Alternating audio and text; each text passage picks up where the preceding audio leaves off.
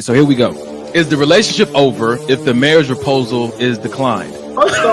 She said no to the ring. Listen. So I'm saying bye-bye. No vagina is whack or dry. You just don't turn her on. I'm jugular out the gate, bro. Let's get into this. Dating someone you can have fun with is really unmatched. That's in my top 3. If I can't have fun with you, I don't even know how this thing gonna work. Hey, bro, give us the other 2. Fun and what else? Nah. All right, no, don't worry. It's all good. What else? That's why you can't tell your brother stuff in confidence, because they go, let's normalize bragging about women like this. Hey, now. Go back.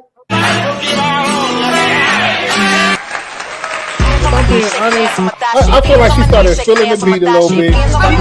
Are you guys brutally honest with your friends, or do you hold back in order not to hurt their feelings? The honesty is not the brutal part. The brutal part is how the person perceives your honesty.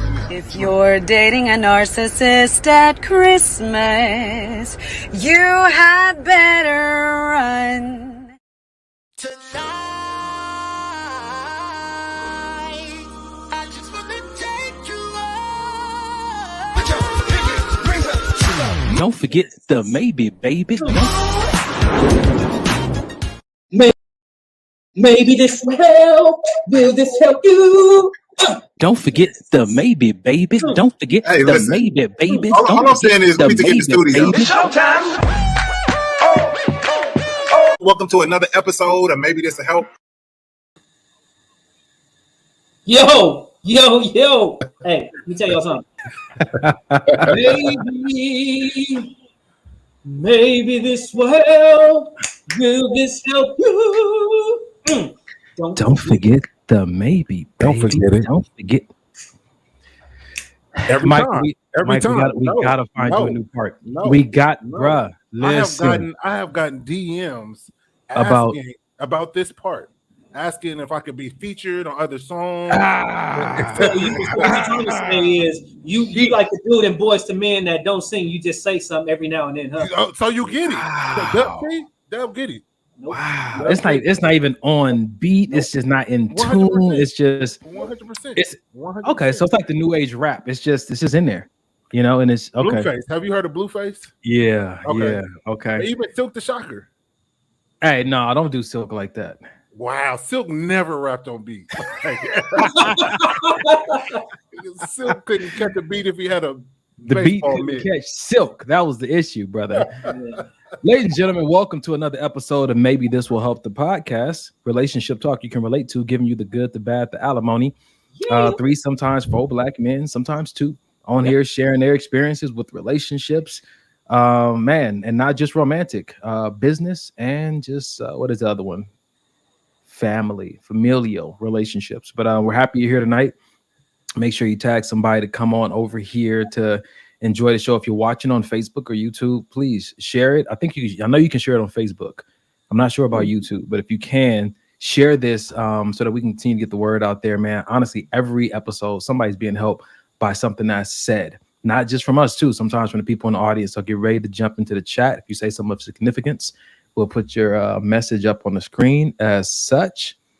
It's a no, Mike. It's probably the top wisdom from this evening already. How do you block people? Let me see. Wow. Hell yeah. Fellas, what's the deal, man? Let's go ahead and check in, man. Mike is drinking out of his slave cup. Yes, sir. This brother here. I know it used to be peanut butter in there. I know it did.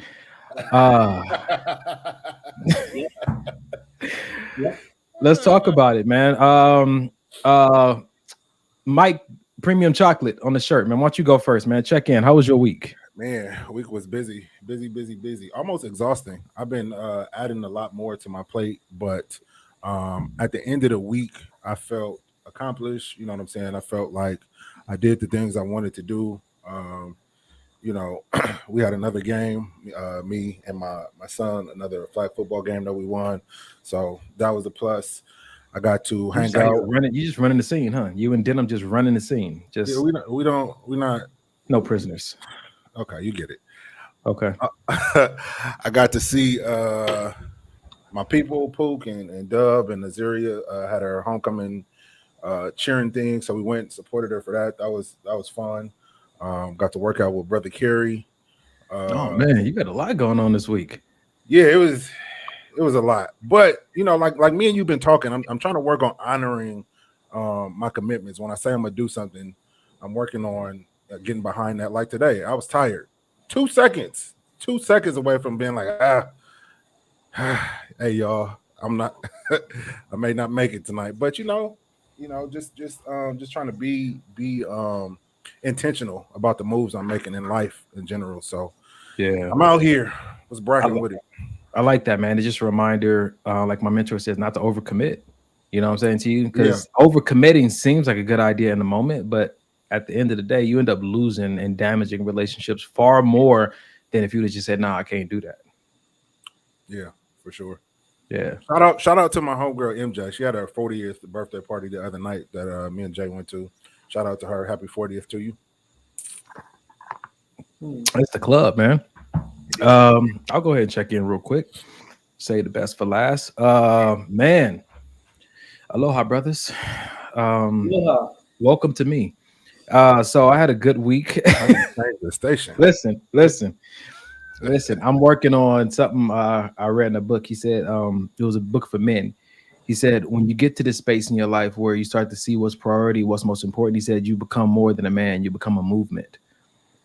And he was talking about the purpose that a man has in this world and how that should translate into a movement. It should be a legacy. It should be a shift in the culture. Wherever that man stands, something is shifting and happening according to the purpose and the courage that he's walking in because of that purpose. So yeah, just feeding off of, especially these conversations I've been having with Dub recently. Just like, man, like sometimes for me, it's so easy to lose track. But I've been finding my way back by intentionally being around people who are about the life I'm trying to be about. Today at church, my bishop said something powerful I want to share real quick. He said, in so many words, he was talking about exposure, right? And he said for us to expose yourself to light bearers, expose yourself to obedient people, expose yourself to faithful people, expose yourself to good stewards, expose yourself to effective leaders. He said, because you begin to expect and express it because you saw it. He was talking about one of his friends, 36 years old. He's the president of a $4 or $5 billion company, right? And he asked him, like, how did this happen at 36? He said, when I was growing up, I saw a lot of powerful white men running companies. And so I expected to do the same thing. And my bishop was black, and he was like, I wasn't even offended. Yeah. It was a point he was making that he saw it so often, he expected himself to do the same thing. And it made me think about how the Bible says bad company corrupts good character. And so if you're exposing yourself consistently to people you don't want to act like or behave like, I understand going to serve and help, but like you're not intentionally exposing yourself to people who are headed in a direction you're going or have been there to some degree, walking in that, that kind of that energy, man, it's going to be hard to expect it and express it from yourself. And I just want to piggyback on what you said. That's a good point, because a lot of, or that I know of, a lot of people, especially inner city, don't have that exposure, which is just so needed to have mentors and people like that you can go through that because you don't see that every day. You can't walk outside and see a Fortune 500 company owner. You know what I'm saying? You have to go somewhere else outside of your parameters to see something like that. So it's important to go find them, expose your children to these type of people. You know what I mean? And it'll spark something within their mind. So now they're going to go and seek things like that out, as opposed to just saying, this is your box. You got to live in this box, and good luck to you. Yeah, man. So right on. That's what when I talk about my mentors and places I've been going on mission trips and stuff, I didn't just go and I was glued to my phone the whole time. I didn't just go and think about home the whole time. I actually allowed myself to be in that space and experience that culture. I remember we were in Brazil and it was in Costa Rica, and nope. Where were we at? Yep, we were in Brazil. You see the flex, Dub? You see the flex, though? Okay. Yeah. Cool. Which country was it?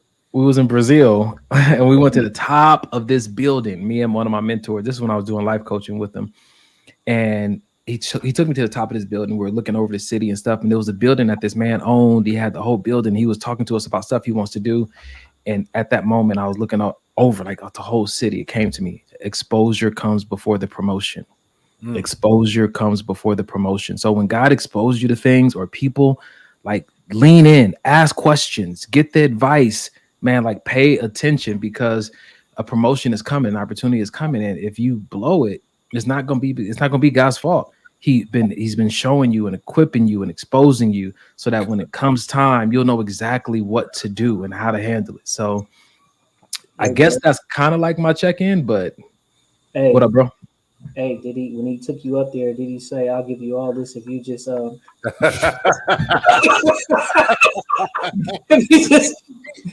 down? If you just call me daddy, I'll give you all this if you just call me daddy." Bow down. Well, I'm not sure how your world works, you know, and things you've been exposed to, but we can pray about that offline. You know, if that's. It was sounding real familiar, boy. Hey, he took me to the top of this, and I seen everything. And I'm like, is this nigga about to tell us? Wow. No, see, ladies and gentlemen, this is what happens when this is what you're exposed to. This is what you express. So I hate you. Yeah. I hate you. What? Yep. The rest of my check-in, I had a good week. Gee whiz, man. I started going to this Bible study life group this past Friday.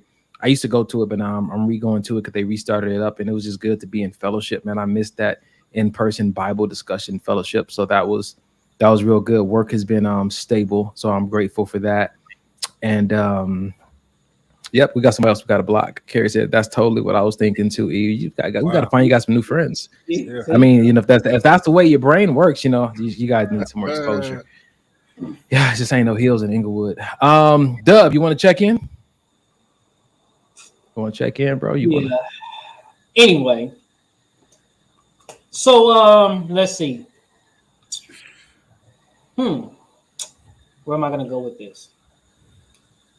So I don't care. I just one time because I felt disrespected. No, I'm good now. I'm good. Wow. You feel better about yourself now? I feel worse, actually. I feel worse, but I got it out. I got it out of my system. I'm gonna go repent. Yeah. Anyway, no. I was out last week. Last weekend, I was away. I was away getting some much needed experience. And being away, it taught me a lot. It gave me a different perspective on things. It showed me how to be gentle to people. You know, it showed me how to live to think about living a life of gentleness. Like everything doesn't have to be aggressive. Everything doesn't have to be mean. Just because people around you may be aggressive, may be mean, may be, you know, a certain way, you can still obviously defend yourself when you need to. But, you know, my whole outlook shouldn't be just an aggressive outlook, you know, showing me really how to operate in love, you know what I'm saying? And really how to pay attention to nature and just how nature just revive you, you know what I mean? Showing me how to look at things through the spirit, you know what I'm saying? The spirit of things and what things mean and how things make you feel. This week has been very, very, very interesting because in a lot of ways, I had to get back to myself. And not just myself, but like a 3.0 version of myself. You know, not being so restricted and so stuck on my surroundings and not letting my surroundings dictate things. And understanding that it's only one me, right? And with being that it's only one me, nobody will ever be like me. Nobody would ever be me. So with that being the case, it's understanding that I don't have to conform to somebody else just to fit in. I'm me for a reason. And whoever don't accept me, like my uncle used to say, fuck them and feed them fish. Period. And it's not, you know what I'm saying? It's not a. That's why Mike don't eat seafood right now. That's the main reason why. Yep. I was offended. That's all I eat is seafood, but you know, that's cool. And it's not even a diss or anything to anybody. It's just really I mean, I'm always myself, you know.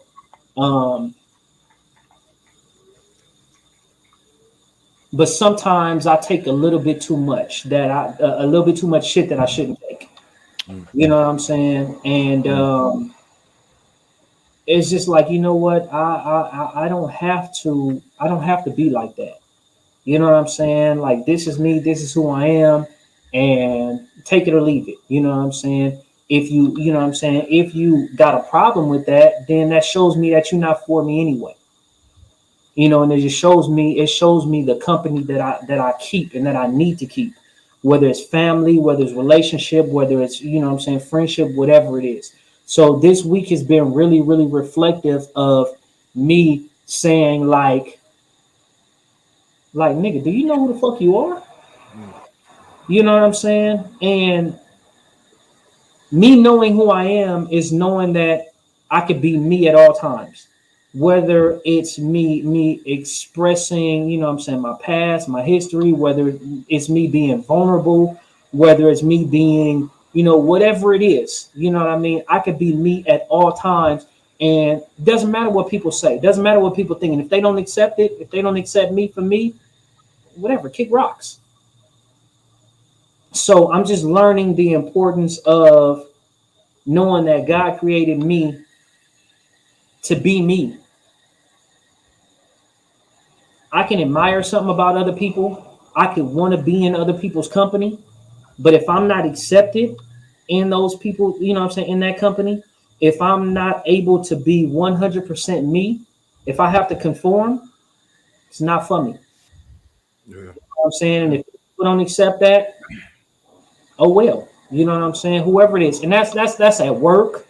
That's, you know what I'm saying, around family, that's around friends, that's around anybody.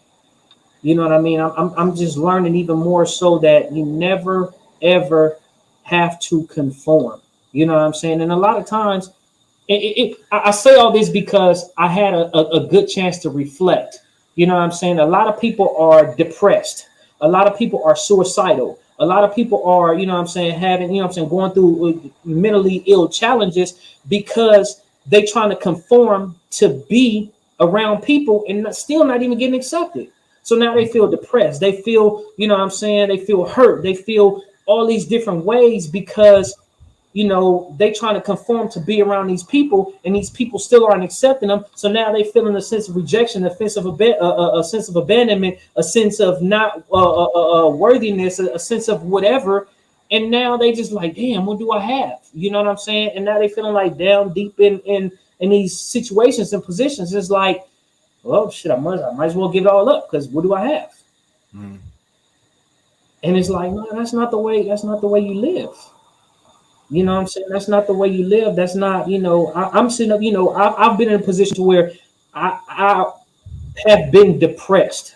I have been, you know what I'm saying, in these situations because, and it's happened multiple times, but because I wasn't accepted by who I wanted to be accepted by.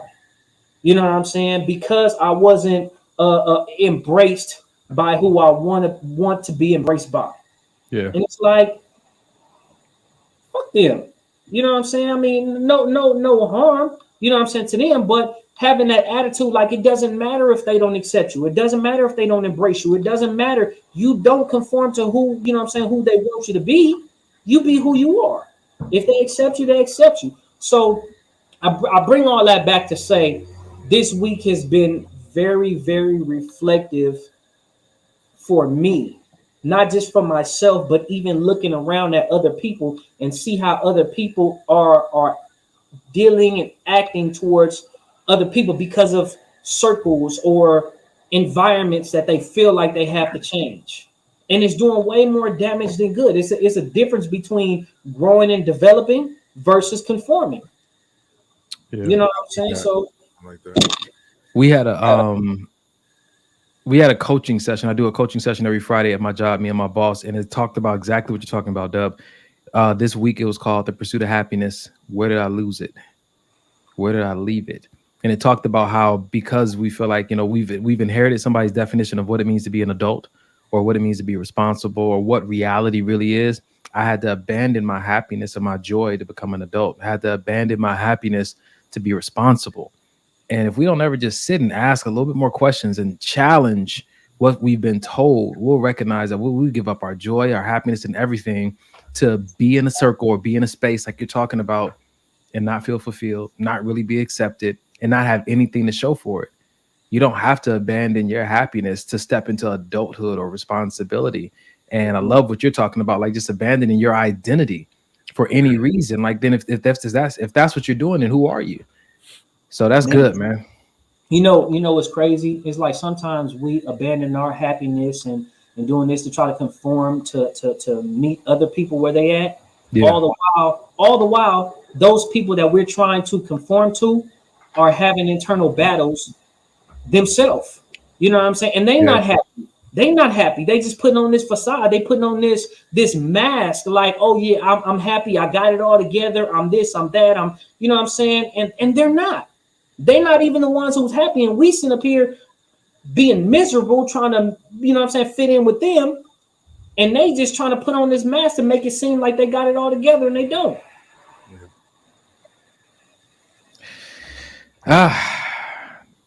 We live, we learn, we come on the podcast and we share.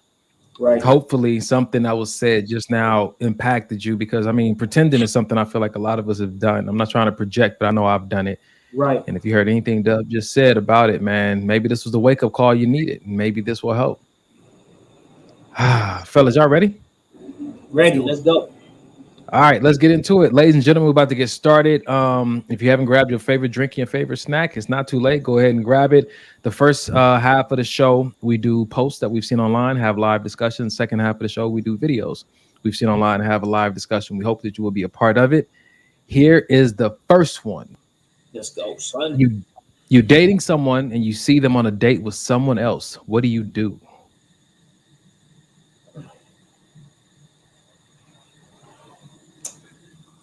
You want me to start? You dating someone and you see them on a date with someone else. What do you do, Dub? Oh God. I mean, like, honestly, unless you, I see you. So pretty much, yeah, I see you. You know what I'm saying? Like, what's up? I see you. So you know, just text her and say, if things don't go right, meet me back in my place.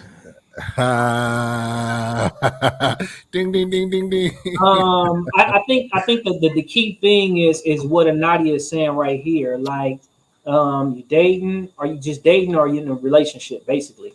And I think that makes a big difference. You know what I mean? If you are exclusively dating each other monogamously, then it's like that's a violation. You know what I'm saying?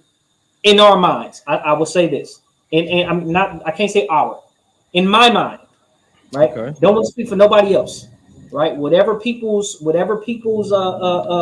agreement is, whatever they came to agreement with, saying, okay, well, this is what we're doing.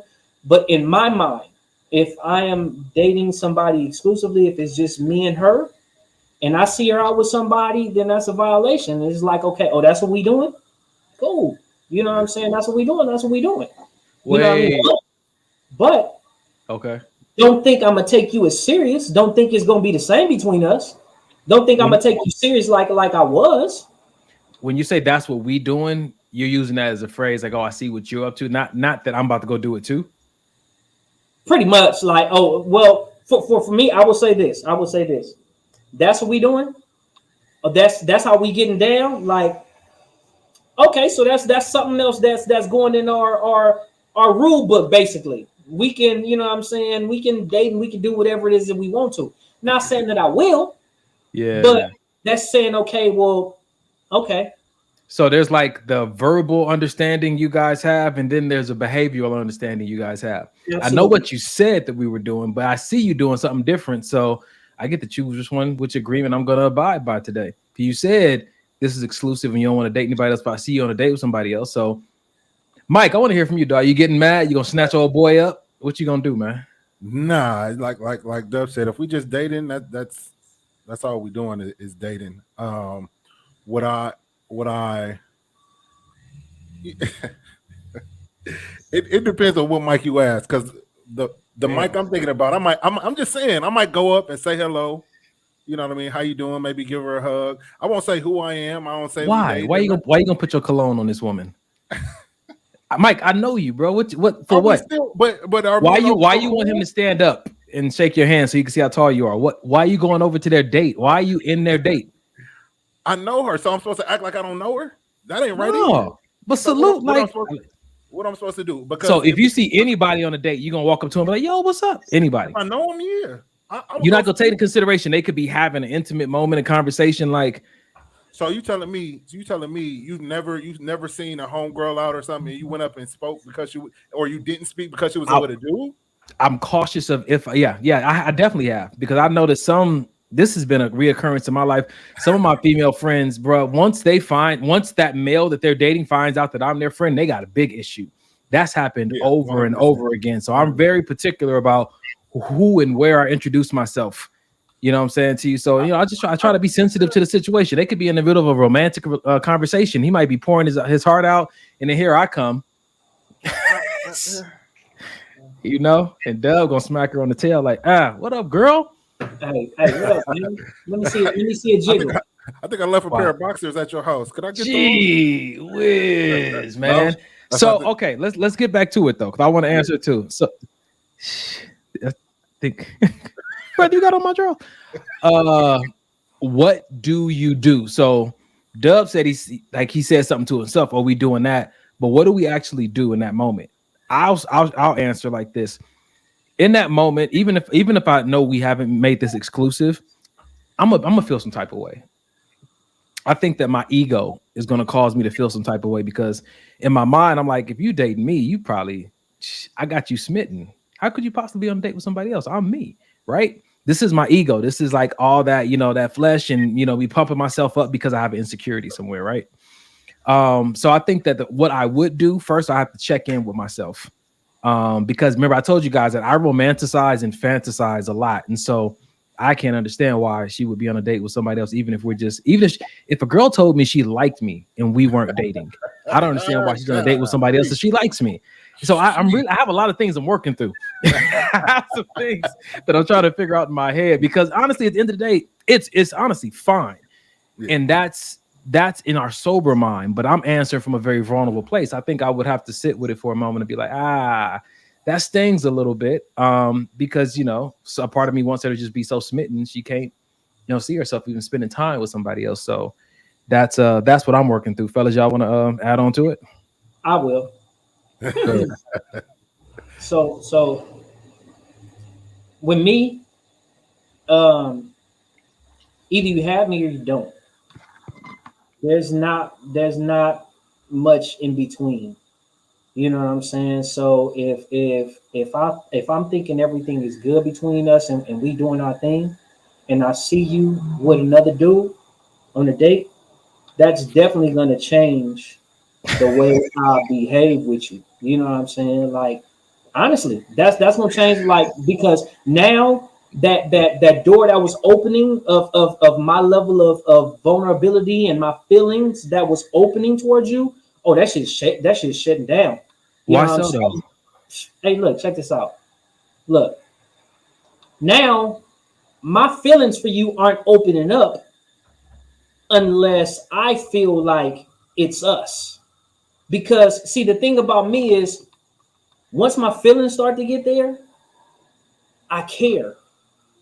And once, for me, once I get to the point to where I care like that, it's almost nothing that I wouldn't do for you. Okay, so if you're there, let me ask you, if you're there where I care and there's nothing I wouldn't do for you, why are you guys just dating? Why aren't you in an exclusive relationship? Or at least had a conversation about. Well, it could be a bunch of things. It could be a number of things. It could be, you know what I'm saying, whether, you two still want to fill out each other some more, whether you two want to get to know each other some more, whether it be some other outside circumstances that are just not, allowing things just to go forward like that. But, okay. like enough. I said, if I'm dating like that and I see you out with somebody else, you know what I mean? Oh, yeah, all right. I probably still smash, but you know what I mean, as far as feelings. I'm thinking about what you said in the beginning of the show, man, just about like not changing who you are and whatnot. And I'm thinking about like, does me seeing this girl on a date with somebody else, does that warrant a change in my behavior towards her? And in my heart of hearts, I'm like, it shouldn't. I should continue to press and pursue just like I was, because like I said, if it's not a violation, if we haven't agreed that we're exclusive, this is just her. Oh, I'm on a date. Or I think if I'm dating a girl and she tells me, oh, I'm about to go on a date this weekend, whatnot, I think I would respect even the honesty. That part. Like when someone, that's something I really value. When someone can be vulnerable and transparent with me, I don't really like things being withheld from me that I feel like I need to know. You guys, as my circle, know this. You know what I'm saying to you? You know, I've been in a situation. I'm like, why can't we all just know together? You know what I'm saying to you? But I think that would make me press in a little bit harder. Like, man, I love the fact that you're honest with me. I feel like I can trust you because you're an honest woman. And I think I'll just keep on pursuing the same way. I don't think personally me, I would turn it off. What you got, Mike? I think go ahead, Mike. No, I was gonna say, I think that's the big difference for me is if you were to tell me, you know, I'm going on a date, then I haven't, then I know. But if I'm out with my boys, or I'm just out and I happen to see you, I think that I would lean more towards Dub's side. Like, damn, you, like, maybe it was my bad for not even asking, are you dating anybody else? Or maybe I may feel like maybe you should have told me you were dating somebody else. But I think I would feel some kind of way if I just happened to see you out with another dude. Now, if the conversation was had, like I said, hey, what you doing this weekend? Oh, I'm gonna go on a date. Cool. All right. Now I know where we stand, because now I'm gonna go on a date too. So the way I think about things is like this. If I have a sister, we can double date. Sorry, Dub. Go ahead, man. Nah, if we hanging out, if we kicking it, fine. You know what I'm saying? You can date and hang out with whoever you want to. But if I say if for me in my mind, if I say that we're dating, then that's different for me. That's different for me. You know what I'm saying? Because now when I date with intention. You know what I'm saying? I'm not dating just to hang out or do something, because I can go and enjoy myself by myself, or I can call one of my brothers up, like, hey, y'all want to go do this? You know what I'm saying? Because so for me, doing stuff like that, going out, it's about the act. You know what I'm saying? It's the activity, but depending on who I'm doing that with will determine a lot. So if I'm taking a woman out with these activities with the thought of dating her, I'm looking at her a different way than her and I just going out to hang out. Got you. And I think this goes back to what we say on the show often. Like, these things need to be expressed in the beginning. Like, this is how I date. Do we ever have that discussion? This is how I date. Even if it's non-exclusive, this is how I date. And I hear you guys saying, like, I would like for her to tell me if she's going to go on a date if we're not exclusive. But are we volunteering that same information? Or are we worried about, like, oh, it's just going to hurt her feelings? So I'm going to tell you, you already know how I used to be back in the day. You know, if you're dating this girl, she live in Inglewood, you date this girl, you take her to OC. You know what I'm saying to you? We're going to a whole nother zip code. I'm not going to date in the same city just so I don't run into somebody. But it makes it feel like I'm doing something underhanded. If I'm not, I'm not. I shouldn't have to worry about that. So I just want to make sure I'm volunteering the same information. But I want to ask you guys a question though, because I just told Dub before we started this show on the other podcast, we have sponsors, and I do commercials on there for the sponsors on the podcast. And there's one is called Christian Cafe, so it's an online dating site. And so in order for me to do that, I said I need to try this dating app out, because I don't want to just be a whole bunch of cap, you know, just talking about, oh, it's great, it's this and that, and I never experienced it. So they gave me this free subscription, you know, and got hit up by a few people and whatnot. But this is one girl, she's Filipino, and she lives in China. And like she came in with, like, you know, the intentions and understanding. And I'm like, oh, Mount Clark is in the building. What up, yo? And so she came in with, like, you know, one of the first things she said was like, I have no problem like dating long distance. Listen, this is international. And you guys, my brother, you know me, I've never really been a fan of long distance dating. Dub saw me try that in Texas with Z, and it left a bad taste in my mouth. So I want to ask you guys, on the same conversation of dating, how do you approach long distance dating, even another state or another country? Or I have don't. you done it? I've tried it. I don't approach it. It's just too many. I'm the kind of person I need for my person, whoever I'm with, to be around. I'm not saying it'll be different if you in the States or on my side of town a few times a week. It don't have to be something every day. But when I think of long distance, I'm thinking like we got to plan out the next time we're gonna see each other. We got to catch a flight. I got to fly you out. I got to fly out. You know what I mean? With my type of lifestyle, it just don't work.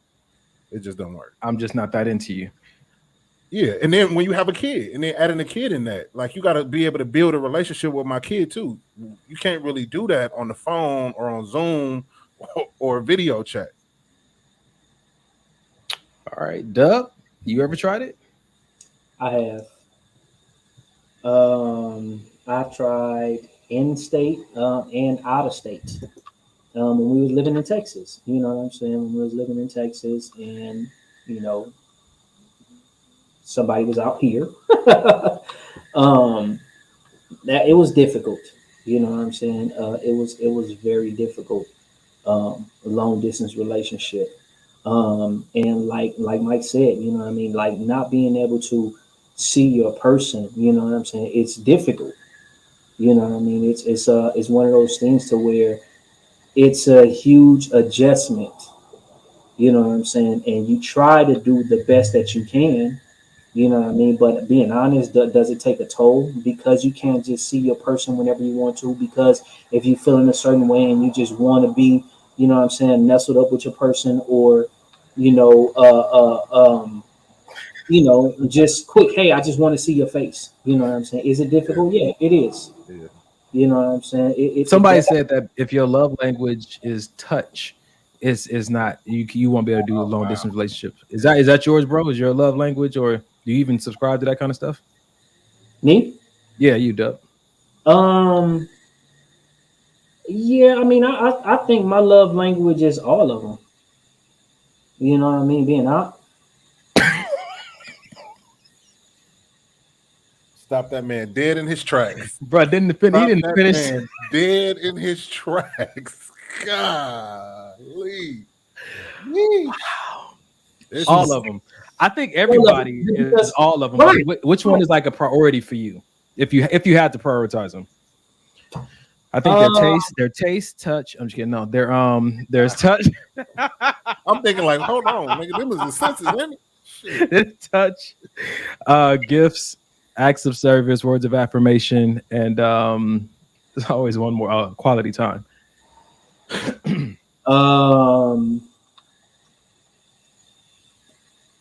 I think it differs, man. For me, honestly, you know what I'm saying. I think it differs. I think it differs based on the person, and I think it differs just how I'm feeling at the time. You know what I'm saying? Like I like physical touch. You know what I'm saying? But I'm also just like I need my space because I'm hot.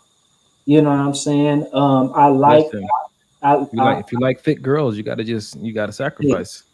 Hey, listen. I like gifts, but it's hard for me to accept things from people. You know what I'm saying? Because I don't like people doing stuff with ulterior motives. You know what I'm saying? Want to get me something because they want to hold something over my head. So it's one of those things to where, you know, I like words of affirmation, but on the same token, don't just be telling me anything just to sound good. This brother about to break all of them down. The other side of the coin. It is. I'm showing you everything. Like so for me, it's really the intention behind whatever the person is doing. I like the good touch, but don't touch me there. You know, right. So there's that. It's my no spot.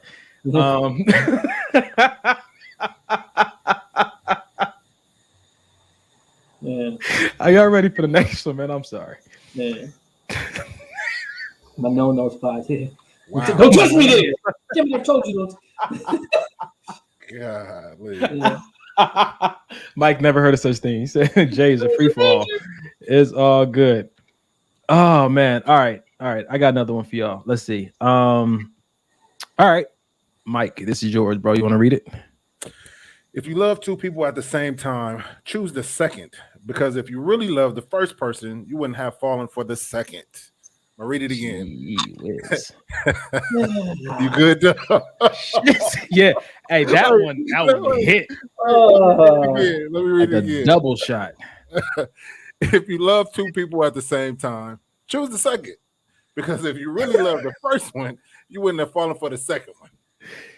Whoo, buddy. Yeah. I feel like this is the first one talking. I feel like whoever the first was is the one that created this post. Like, you didn't choose me, choose the other one then. You should have chose me first. Oh man. Yeah. Is there a logic behind that? Like, if you really loved the first one, you wouldn't have fallen for the second. Is that solid logic? I was going to say, let's break down. Do we even feel like you can be in love or love two people? And I'm talking about romantic love, two people at the same time. I personally, I think so. Yeah, I think so. I think so as well. Doug, what you think?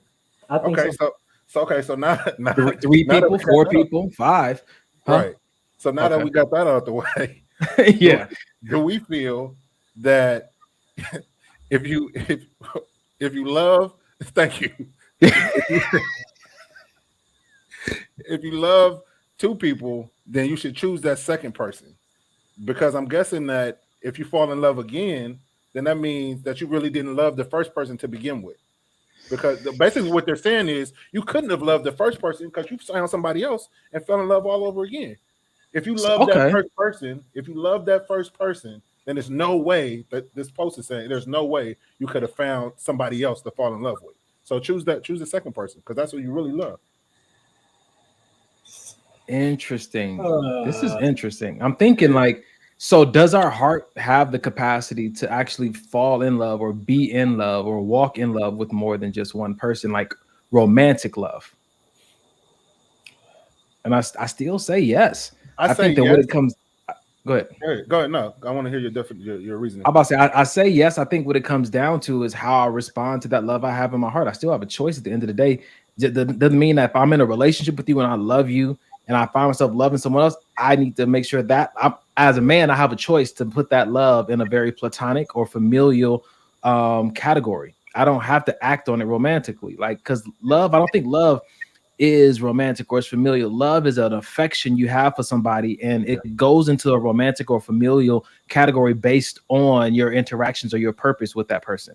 Right. I think love at its core is just love.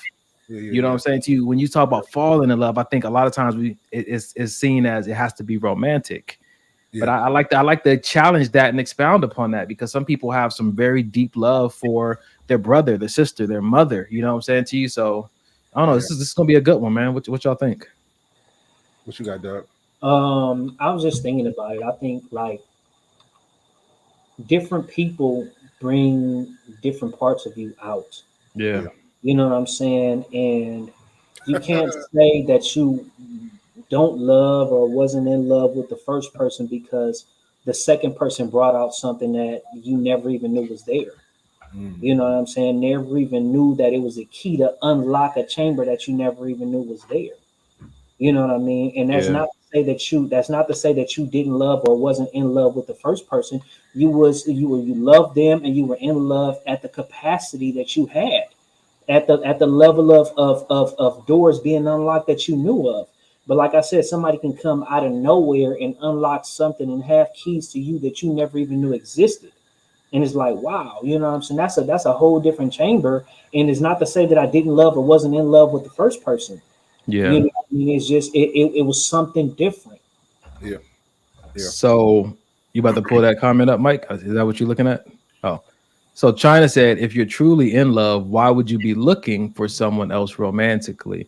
And I think that's where it starts to get blurred, because love is not synonymous with romantic. And just because you find it doesn't mean you was actually looking for it.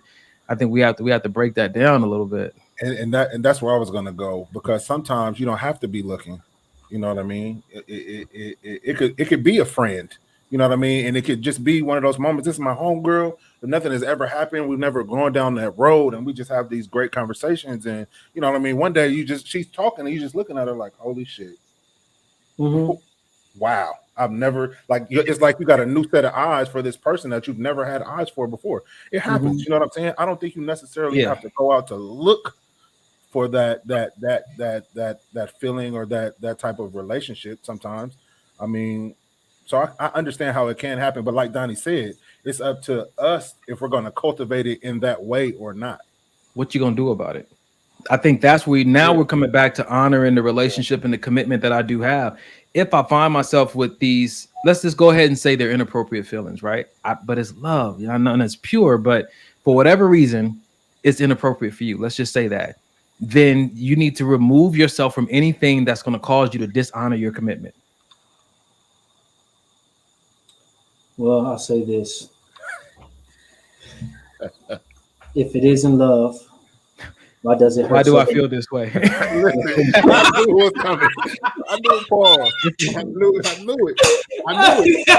knew it. Why does she stay on my mind if it isn't love? It shouldn't hurt so bad. Make me feel so sad inside. Inside. Yikes. So if you find yourself, so this is a question I have. Do you think that this person who wrote this post, or, you know, because it's hypothetical, we don't know, we're just having a fun conversation.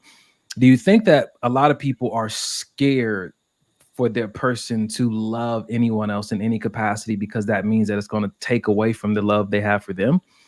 I think sometimes people want to be so, we're scared, we're not stable or secure in our relationships. And so if they have any kind of affection towards anyone else, we think that it's a threat upon what we're going to be getting from that person.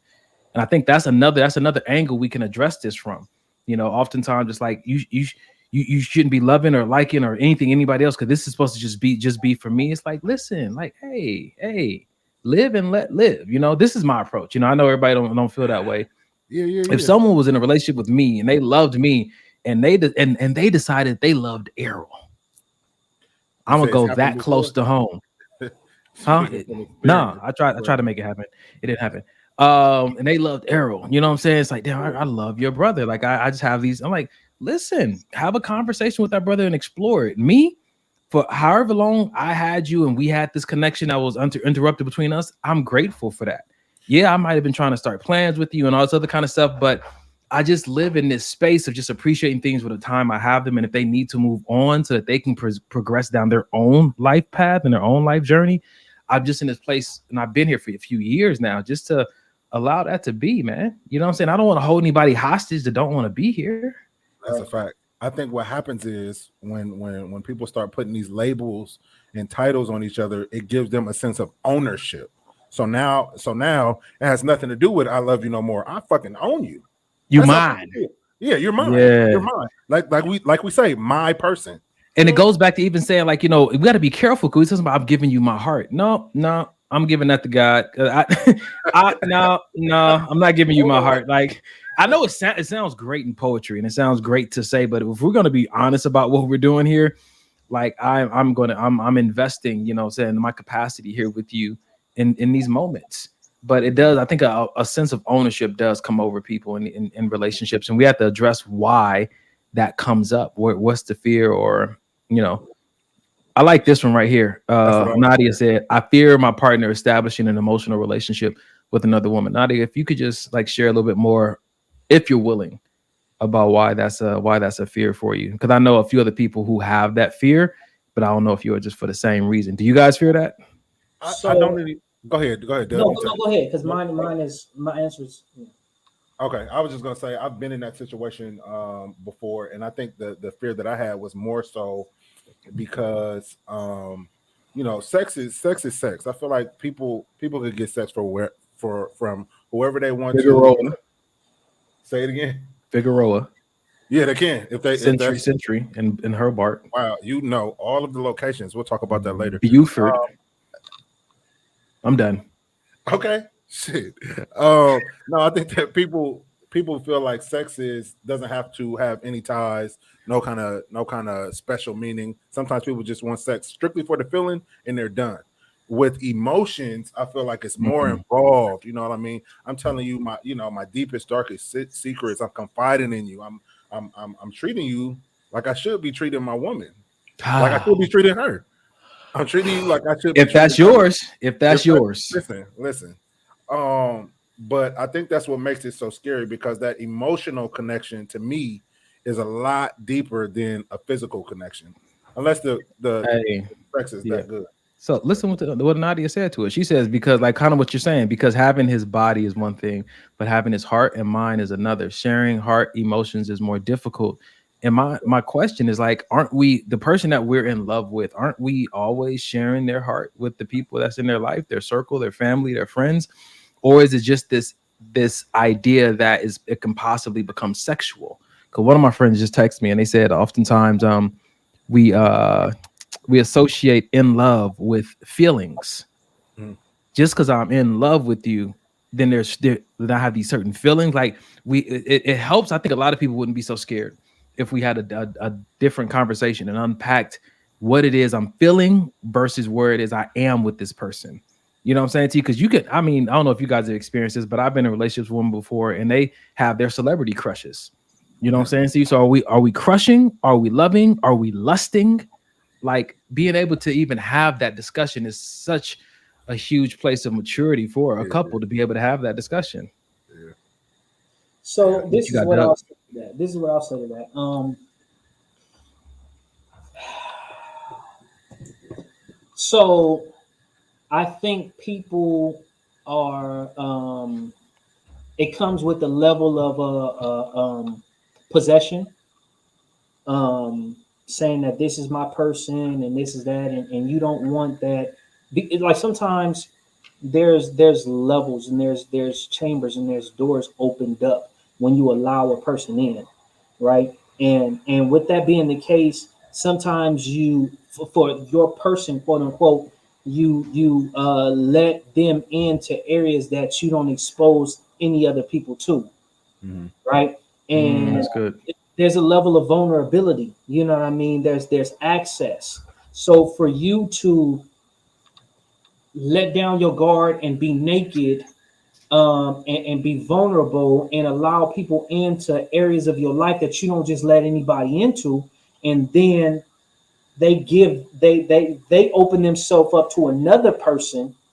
You know what I'm saying? It's a feeling of like, damn, you know what I'm saying? Like I messed up for even allowing you in this, because now I've given you a part of me that I don't give to just anybody. Got you. So now I'm feeling a certain way. Go ahead. What were you gonna say? I want to ask you this. Go So ahead. because we got to go back to the beginning of the conversation now. So when you say I'm in love with someone, this goes back to a few episodes we did a few episodes ago. That With means that yeah, with me and you are both in love. Now, if I'm in love with this person too, does that mean all three of us are in love with each other? Nah, because you would Because have what to you, be.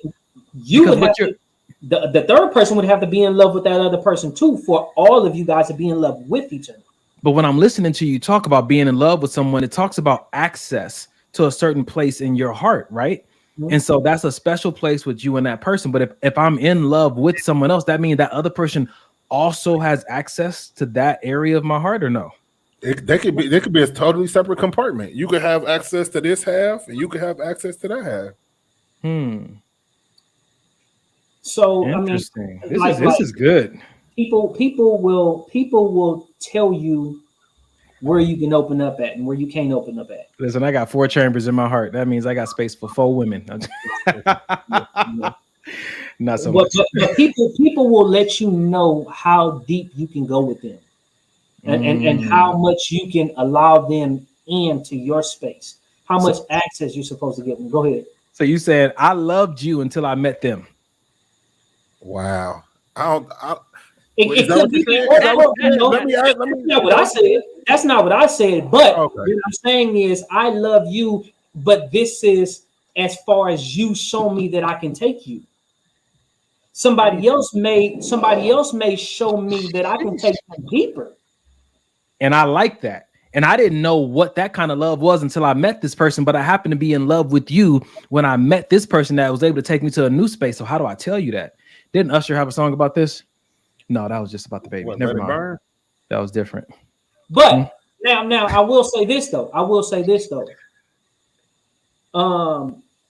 What saddens me now is the generation that we're in right now, where there's not very much loyalty to people, where it's just, oh well, you know what, this is it, bye nigga, your portion of my life is over with. You know what I mean? And it's not that that person even has to do anything wrong.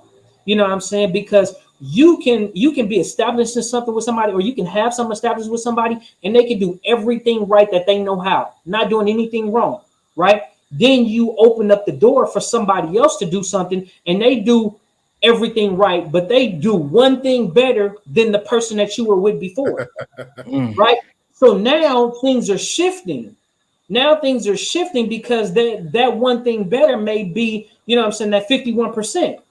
So now that person have the deciding vote now, so to speak, you know what I'm saying? So now the first person with that 49%, everything that they were doing right, all the history, all the love, all the, you know what I'm saying, experiences that you have together, that you had together, are now like, damn, does it even mean anything anymore? Because you allowed this other person to gain control. You've allowed this person but for that to happen, something had to get your attention. Something about that person intrigued you. And so my question for you guys is, because this is good, man. I don't even have a conclusion or a set mind on this. I'm just open to this conversation. If you're not married, because that's, you have a commitment, but if you're just in a relationship and you just happen to, like, say for instance, I'm in a relationship, right? I'm using myself, and me and Mike go to a birthday party of a friend, and I just happen to be talking to people, just being friendly, and I just have a really good conversation with this person, and we just connect, and it's almost like I recognize this person. Should my mindset be, no, I'm in a relationship, I can't explore this? Because just because I have a recognition doesn't mean it ever has to become sexual. But people often talk about emotional cheating. But is it emotional cheating because I'm in a relationship with you? So, and a lot of times in this conversation always goes back to, if we was married, we'd be married, but we're not. We're in a relationship, but are we playing like we're married in this relationship because that commitment hasn't been made? Like, so many questions come to my mind. It's almost like, if I find something better, am I wrong for going after it? But how do you know it's better though? Yeah, I mean, that we don't know. We just feel. We feel like this might be better. Am I wrong for going after it? So I will say this. As long as you are open with the person that you're in a relationship with, and saying that, hey, I meet people and we have conversations, and it may be other people that I have a connection with. Just because you have a connection with somebody doesn't mean that you want that person in that capacity. You know what I'm saying? Just because you have a connection with somebody doesn't mean that person needs to be in that capacity. Gotcha. You can have a connection with somebody, and that's just by chance, by spirit, by commonality. That could be a bunch of different reasons why you have a connection with that person. But that doesn't mean, because you have a connection with that person, that doesn't mean that person now needs to be your romantic person. It doesn't at all. I agree with that, and I think the best way to kind of point that out is that, you know what I mean, when we go out, I'll just use this circle for example, because I'll talk about, since I met you first, Donnie. When I first met Donnie, I felt an automatic connection there, like, oh man, it just feels good. But I get it. I had that effect, man. It's all good. Go ahead, bro. I'll talk about that. So when I first met Dub, I was like, oh man, this dude is cool. We vibe. Like, I could really see myself becoming close friends with this guy, forming a brotherhood, forming a bond. The first light-skinned brother. Yeah. Golly. All right. When I first met Carrie, shit. Thank you. Take yourself off, brother. But no, what I'm saying is that feeling of that familiarity that Donnie mentioned, like, man, I know this person. Like, I feel this person's spirit. Don't just happen with just men and women.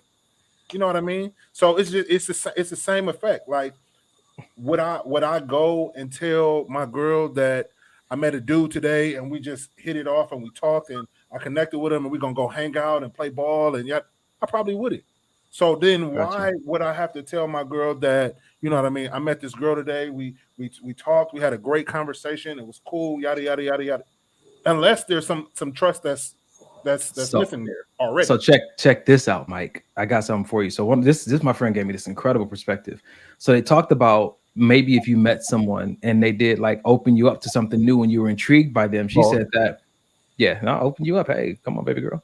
If I learn something new about myself, I want to immediately take it to my person and show them. So she's saying, like, if you meet somebody that intrigues you and they expose you to something that you really like, instead of saying, okay, me and this person are supposed to go on this journey, maybe I just take that information, that new thing that I learned, and take it back to my person and say, hey, can we try and do this? So don't have any experiences outside of your person, then, is what you're saying? Because I can't. Well, the experience is more or less like someone just dropping off a toolkit for you to take back to your commitment. Instead of thinking that, oh, I'm about to go do this with this person. Like if they're sitting there and let's just get real. Like, you know, I'm in a relationship. Me and Mike go to this party, and this girl at the table, like she's funny and she, you know, she talks dirty, and you know what I'm saying? She like flirt laughter and stuff. I'm like, oh, I kind of like this, but this is inappropriate.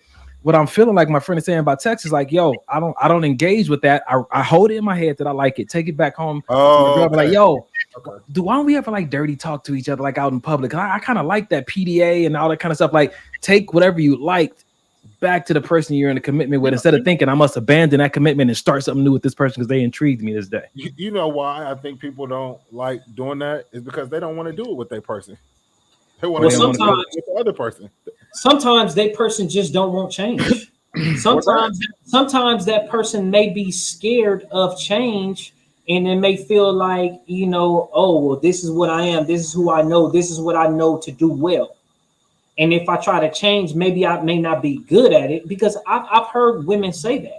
You know, well, he never liked to do this, and you know, this and that and this and that. And it's just like, well, did you try? Yeah, I talked to him about it, but he just don't like to do it. And I'm just like, well, did you ask him why he don't like to do it? And it's like, first off, you bringing all your information to me about what this dude don't want to do. You know what I'm saying? But did you talk to this dude about why he don't want to do it? You know what I'm saying? Sometimes things can be a lack of confidence. You know what I mean? Like the guy may not know, like, oh shoot, you know what I mean? Like, for example, some, you know what I mean? Like if you're talking sexual wise, you know what I'm saying? Like some women or some guys, whoever, they may want to introduce toys, right? And some guys is like, oh no, you ain't about to have no toys. If I can't please you, then what you need a toy for? You know what I'm saying? It's like, no, stupid. You know what I'm saying? Is that you can't please her. Is y'all just trying to spice things up and you add in, you know what I'm saying? Like, dude, that's going to benefit you, dummy. You know what I'm saying? But sometimes people are so afraid of change and so afraid of stuff that they're not comfortable with that they just veto it. You know what I'm saying? Say, nope, that ain't happening. So if you try to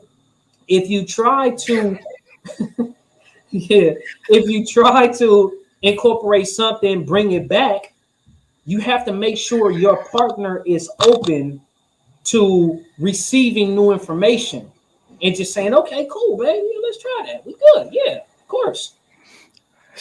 I think that what you're describing in my mind is the kind of communication I hope I have in my marriage. And it's not the kind of communication I expect to have when I'm just in a relationship. Because I think there's, you know, for me, there's going to be a different kind of, you know, just a commitment and understanding and experience with each other, because this can go a different way. Like my friend just texted me, like, if you're going to tell your girl that you met a girl and she made you feel some type of way and you want to ask, can you guys engage in this new activity? First, she's going to feel compared. Yes. And then she's going to feel like it's competition. And you guys already know how I feel about that competition and comparison conversation. It's just like, gee whiz, like it happens every day. Let's just embrace it and stop giving it this negative connotation. It's not a competition. It's just a comparison, because I'm trying to understand and figure some things out. But nobody has to agree with me. But I'm just saying, like, I think that, because the reason I bring that up is because who said spouse? Right here, Nadia said it. She said, my partner brings new things to me. We try it. That is part of honoring your spouse. It's not all about you. And I think that just continuing to say, like, yo, spouse versus just someone that I'm dating versus someone I'm in a relationship with, like, just, I think maybe your level of commitment to that person may determine how you engage in these conversations. Because if it's my spouse, then I'm hoping that we've had a conversation, or we, you know, just not like a serious sit down, but like we just talk. Like, I hope that I have a wife that I can just talk to about things like, babe, if you ever just met a nigga on the cruise with the girls and he just, you know, you have how Stella got her groove back moment, you know, how would you handle that? You know what I'm saying to you? Like, in hypotheticals without any kind of emotional triggering happening. You know what I'm saying to you? I just like talking about those kind of things, but you know, you gotta choose right if that's what you want.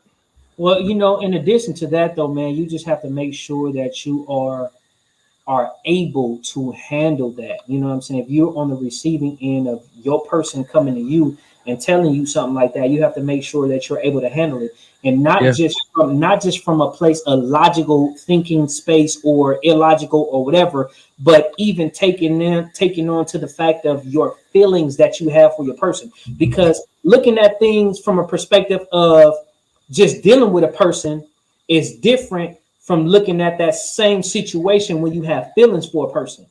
So a lot of times that we can say, oh, I'll do this, I'll do this, I'll do that.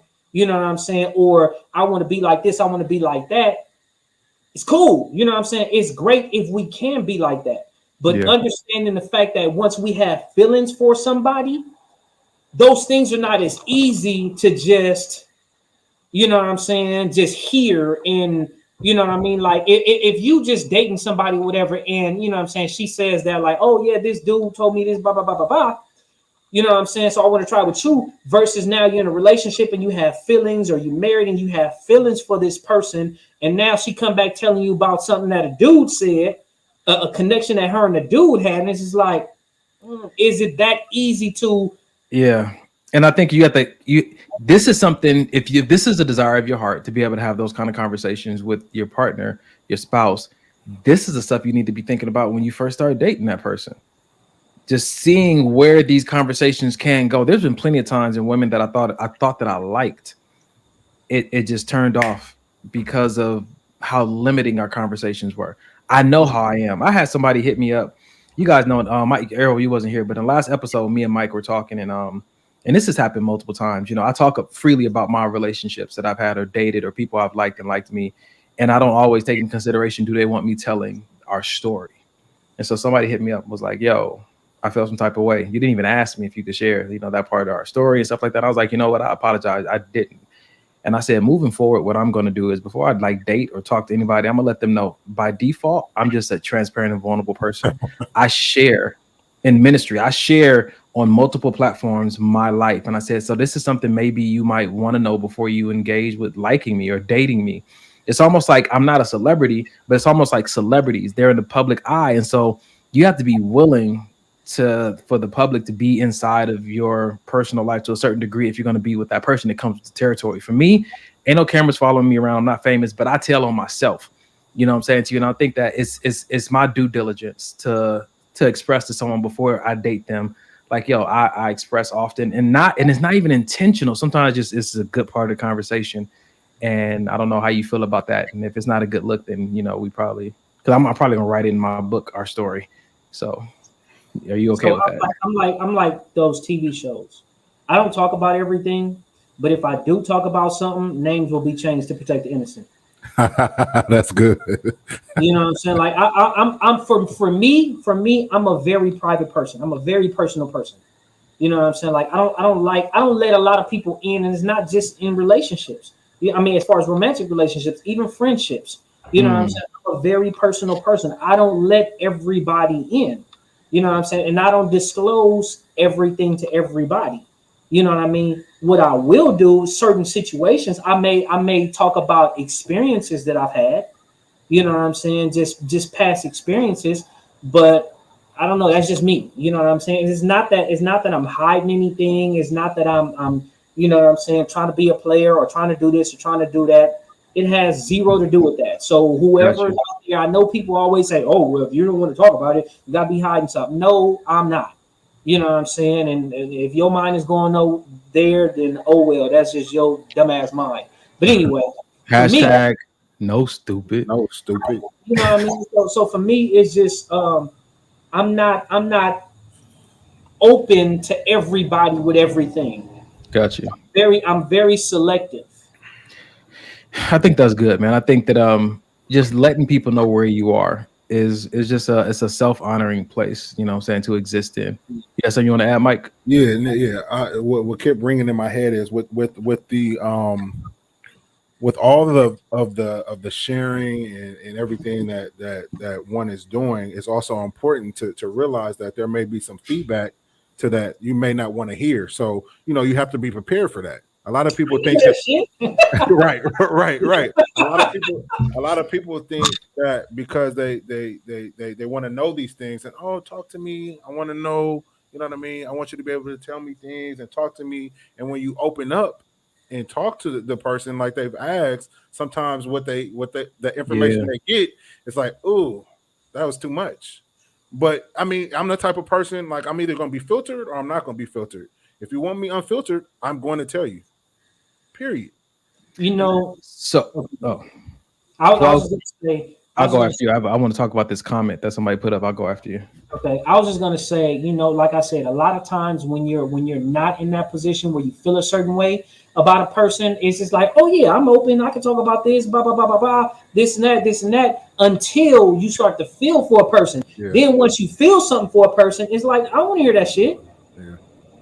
Yeah, man. I think that you guys can consistently say that, and I've experienced it before. And I think that finding someone who doesn't do that is definitely going to get my attention, because I that's what I want, and there's nothing wrong with wanting what you want. But check this out, Mo. Is this the one? No. Yep, that is Mount Clark. You what? Stop. Monet. You are about to pronounce it correctly, and then you stop to pronounce it incorrectly. Wow. Because she likes her new nickname. She likes her name. Mount Clark Missionary Baptist Church. All right, so here we go. She said, but isn't the goal of having a relationship to one day get married one day? So why treat the situations different just because of the title? I think that I treat it according to the commitment that I'm presently in. Now, you can go on a first date and treat her like your wife if you want to, or treat him like your husband if you want to. If that's your MO, then you can do that. But the thing for me that I love about marriage is that it's covered by God. It includes God, and there's an understanding.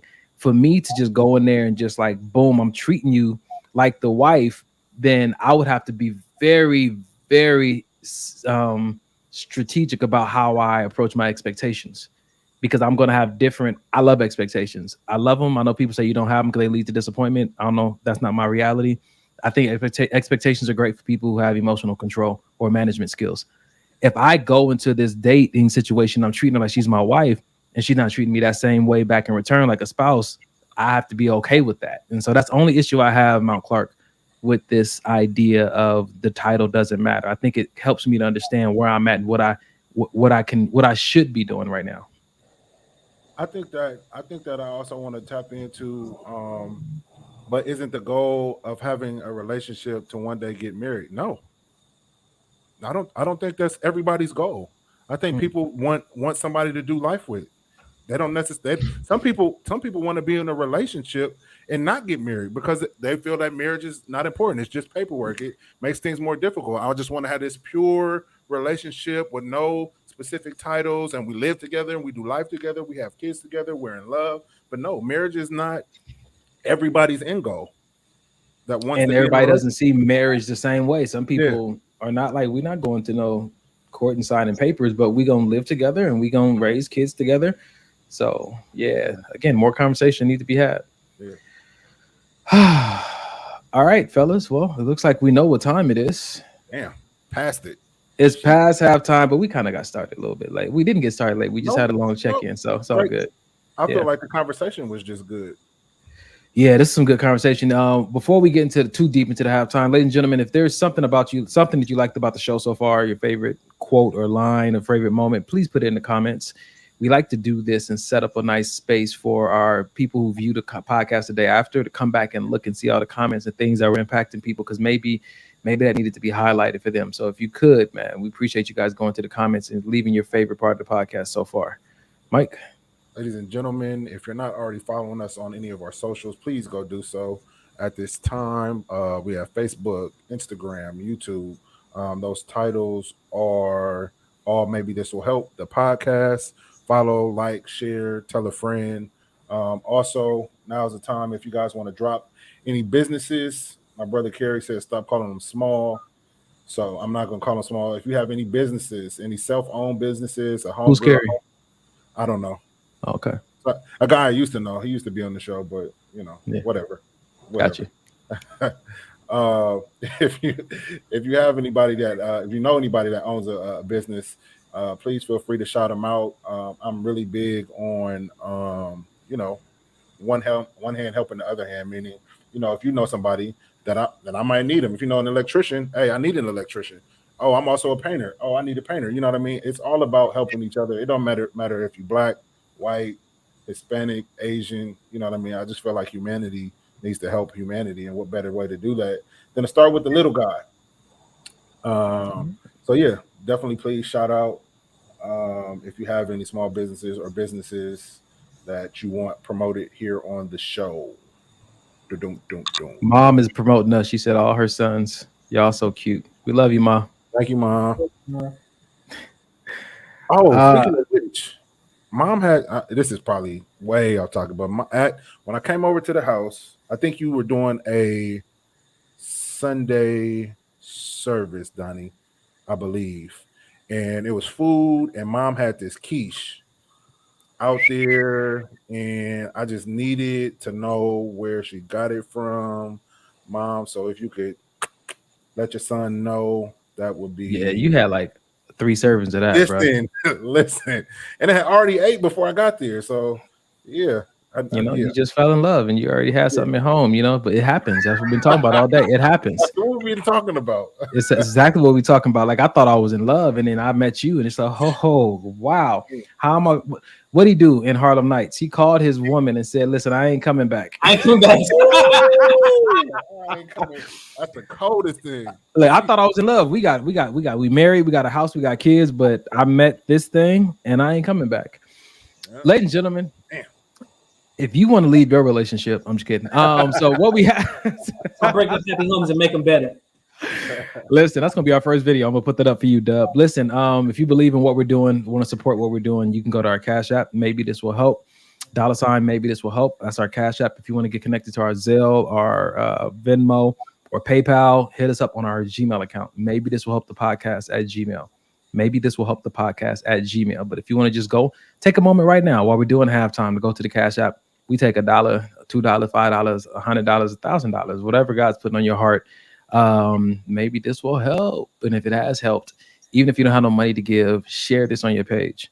Share what we're doing with other people, because the value is in the content, man. For real talk, is the value is in the content. And I just want to correct one thing. The email address is maybe this will help podcast, not the podcast. Maybe this will help podcast. Who created that? Me or Carrie. All right. Maybe this will help podcast, because I think the podcast was taken. It wouldn't let us use it. Maybe this will help the podcast. Yeah, I believe. I'm about to go find them this week. Will we do what? God, take our name back, bro. I'll tell you the story later, but you have rights, and you can get somebody. You can give them a cease and desist order. Right. Listen, okay. You know what? Call 1-800. Get your name back. Before we start the second half of the show, listen. I'm putting a proposal out there. Check it out. He about to propose? No, nigga. I said I'm putting a proposal out there. Gosh. Oh, I thought you said he was about to propose. No, this is what I'm saying. Listen, he must have had a hell of a week. No, if you live in Southern California, right? We know what time it is. It's Halloween time and all that kind of stuff coming.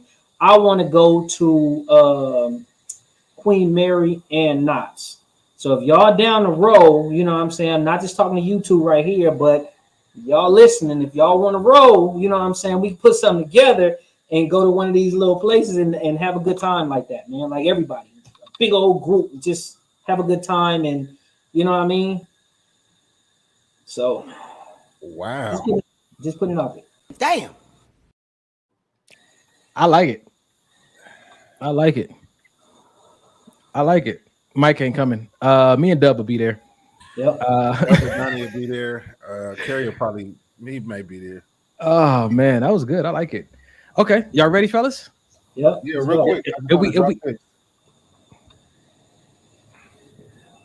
You guys have helped me tame my Brian. It's good to hear the perspective from 3 separate people at once. Amen. Maybe Brian is her spouse. It's her Brian. And we're happy. And we're happy that we helped. Real talk. Like, Thank you for sharing that with us, because that fuels us. And we talk about after the show, like, man, we really hope somebody was reached. And so you leaving that comment was incredibly encouraging. So thank you, Facebook user. It doesn't show your name, it just says Facebook user. So we thank you for that. Thank you. All right, here we go.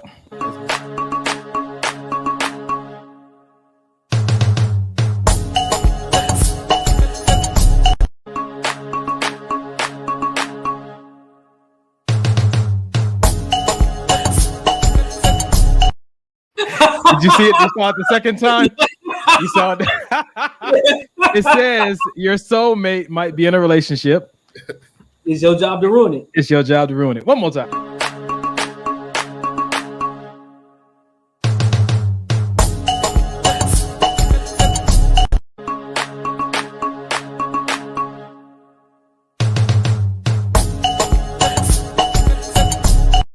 Yo, his face though, man. The face. The face.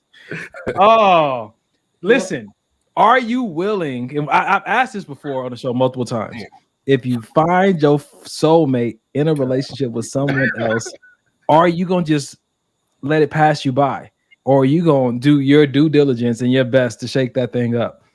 So once again, just because it's soulmate doesn't mean that it's your romantic mate. I don't think so. I don't think a soulmate equates to a romantic mate. That's just me. I don't know. Interesting. So are you willing to be married to a woman who has a soulmate that ain't you? That brother let all the air out the tire. Flatten them things. Sheesh. God, them lungs was empty after that one. I mean, listen. There's certain terminology I don't want her to come to me and say. Yeah. You know what I'm saying? Like if she has a male best friend, cool, no problem. You know what I'm saying? But I don't want her coming to me telling me, yeah, this nigga's my soulmate. Like, but you just said it doesn't mean it has to be anything sexual. What's the problem, right, bro? But that What's the problem, she have man? to introduce him to me as her soulmate. So look. She gonna tell me. Don't tell this nigga. Don't tell your brother this is my soulmate. Golly.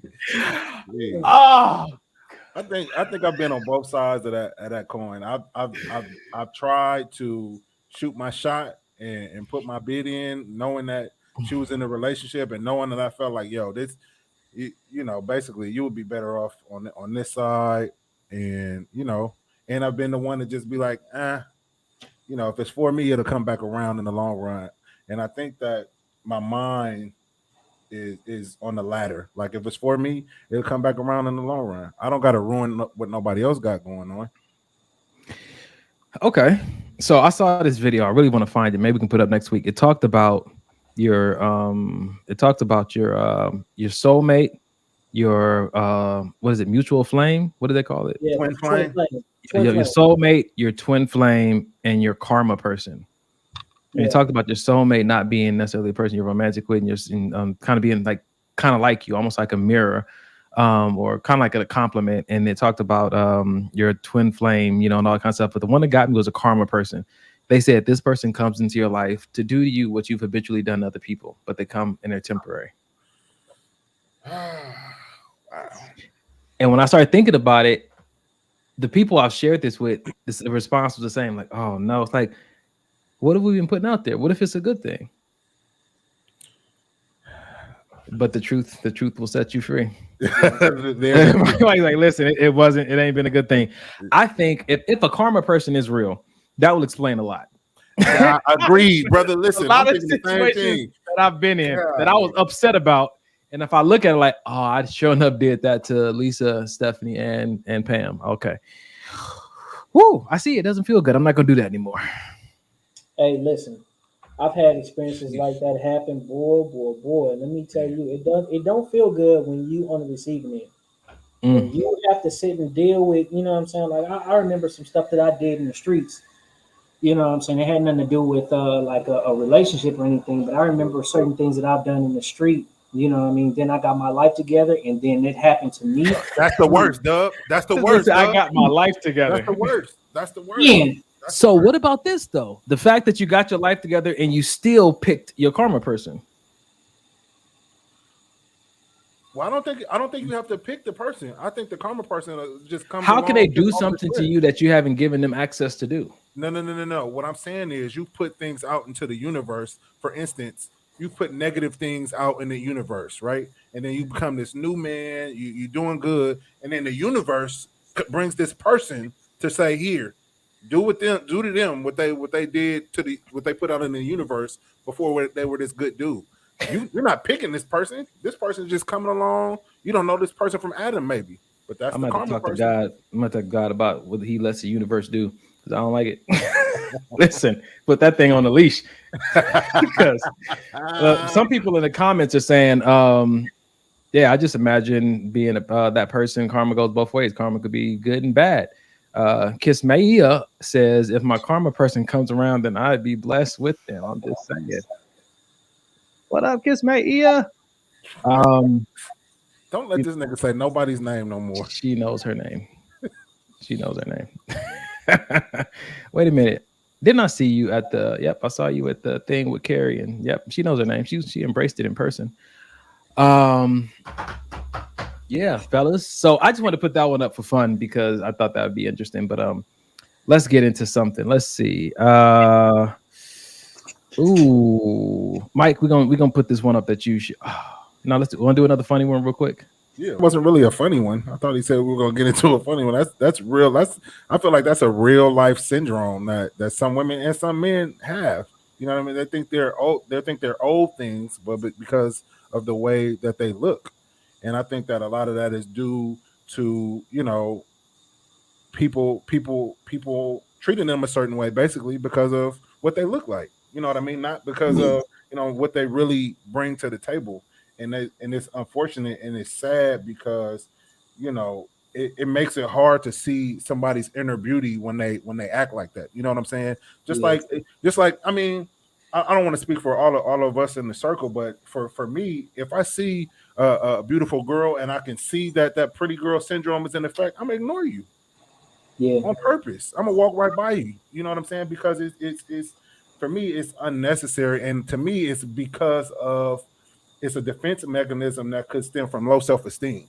You know what I mean? Like you said, she thought she was a shitty looking girl when she was younger, but when she got a fake chin and guys started to approach her, now you see your worth all of a sudden. That's sad. Yeah. That's really sad. My favorite part of that video was when he said, "Can I just get 3 days off? That's all I need. Just give me 3 days off. Well, I don't have to deal with your stuff." But I've seen it to where I've seen situations to where a woman will get a tummy tuck, or she'll get implants, or she'll get a BBL, and BBL, and then all of a sudden she starts to get a lot of attention from guys, or she looks at herself different. Looking in the mirror, she looks at herself different. So now her behavior and her attitude starts to shift and start to change. Because of the attention. Now I'm do this now because I get so much attention from these guys. Now you have to be like this. You have to give me what I want. You have to. No, I don't. Yeah. No, I don't. But I've seen that attitude. I've seen that shift. You know what I'm saying? So with some women, not all of them. Not all, but I have seen that shit. I think that in order to get a BBL or a tummy tuck or all of this, you should have to go through therapy first. Because why are you doing it? Because you're still gonna have these same issues on the inside that you had before you got it. Just because you look different on the outside, it's not gonna necessarily. You can I feel happy, I feel better about myself. All of that is great, but are you still gonna have this low self-esteem deep down because this is not even real?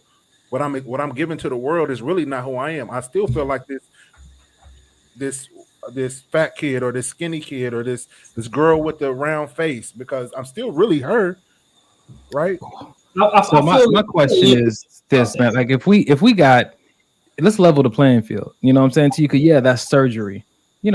But some people, go to other extremes. They either use makeup or maybe a guy is in the gym or, he buys a certain kind of car. I think the level on the playing field about what people try to do to make themselves seem more valuable.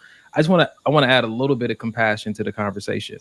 You know what I'm saying to you? Because a chin implant is not always something that's, cosmetic repair because I didn't like the way my chin looked. It could have been an issue. Some people do surgery to bring themselves back from a traumatic state maybe they went through when their mom was pushing them out or anything. But I just want to keep that. But So you guys opened this conversation all the way up though. You're talking about BBLs? I said BBLs, and I said tummy tucks, and I also said they should seek therapy first to see why they're doing it. Why they're doing it? Even with guys who get like the fake beards and why are we doing it?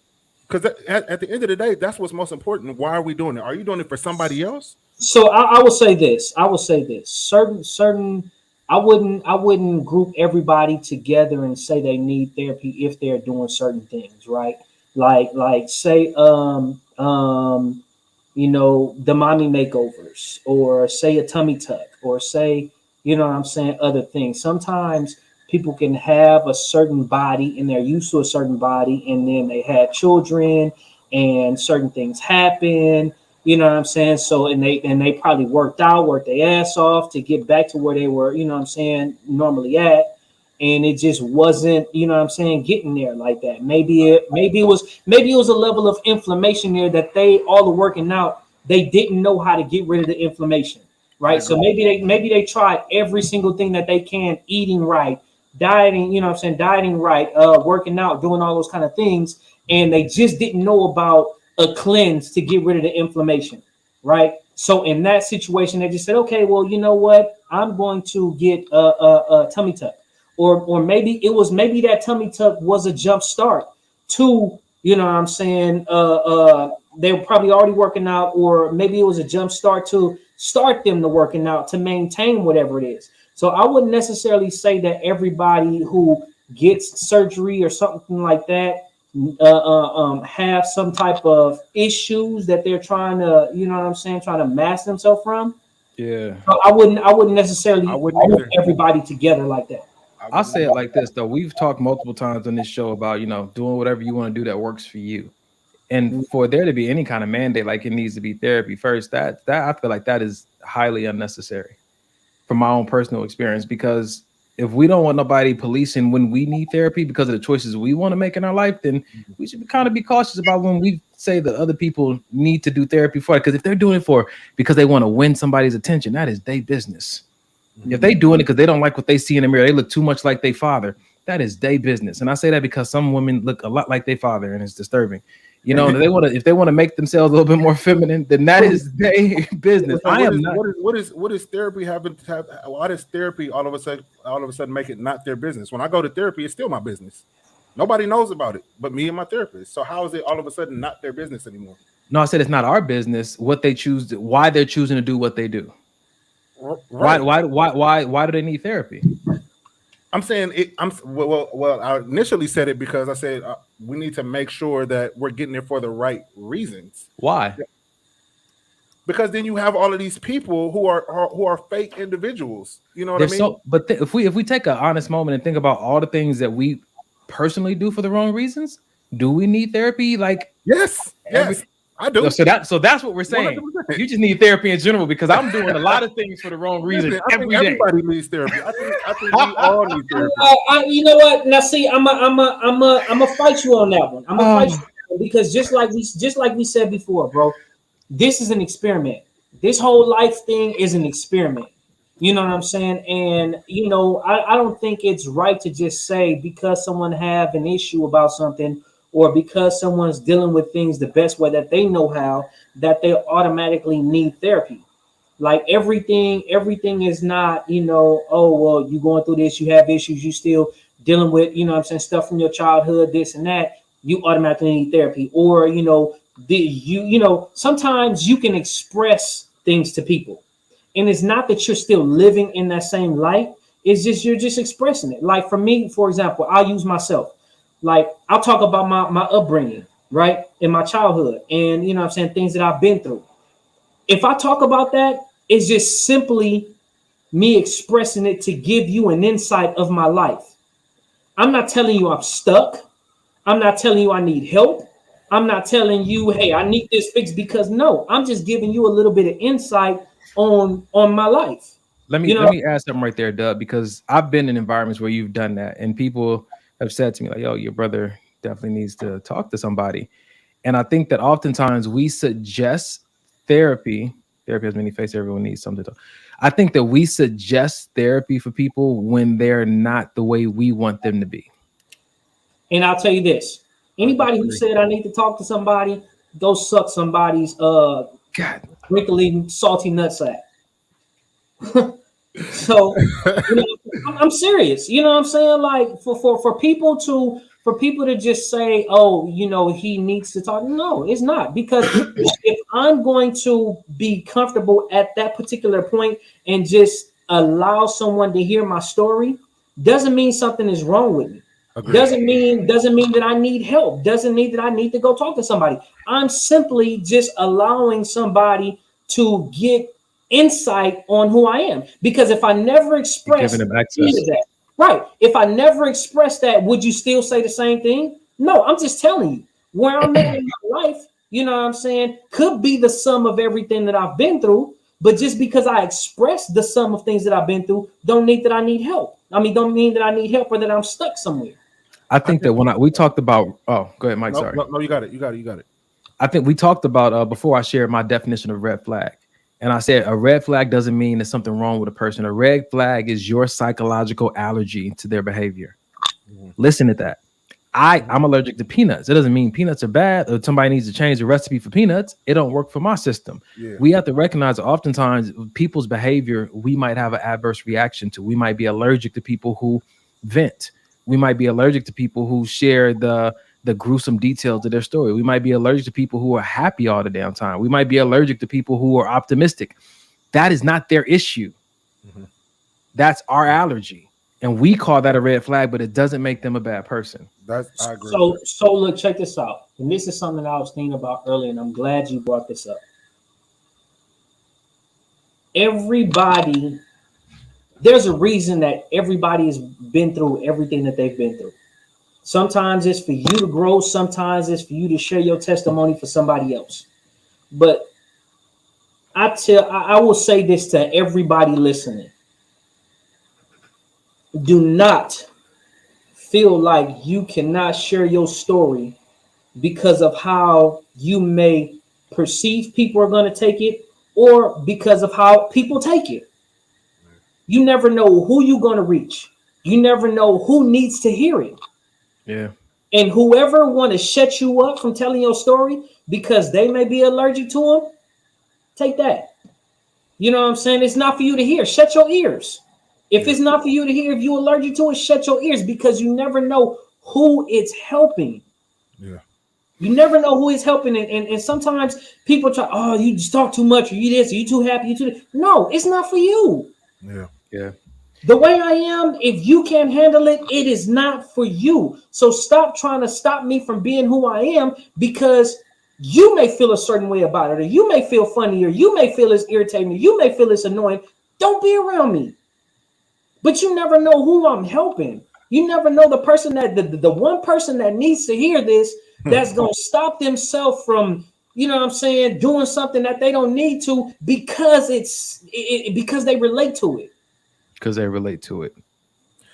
And before I bring up this next one, Mike, I know you had. Oh, yeah, I know you had something you wanted to share. No. I was just gonna say, which is the basis of the whole show.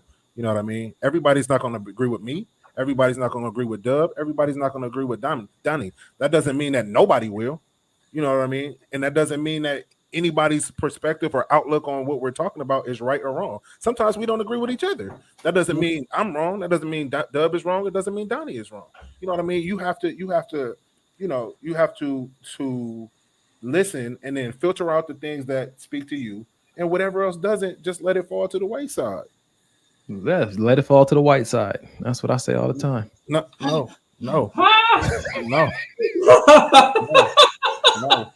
I say that every day. So I thought this was going to be a funny one because I didn't know you guys really believed in the pretty girl syndrome. I believe in it. I make fun of my friends who have it. I think it's hilarious. I don't really have an issue with it. I support it.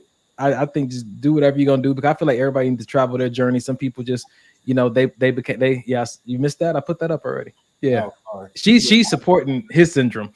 100%. 100%. Look at he put up that. Wow. At least why you gonna show the lightest side of your fist? At least turn that sucker around and give us. Oh, they're the same color, huh? Wow. Wow. He's This right. is right here. The I love you, disrespect. bro. I The love you, man. disrespect. Hey, why don't you come to my martial arts class again so I can He don't demonstrate know.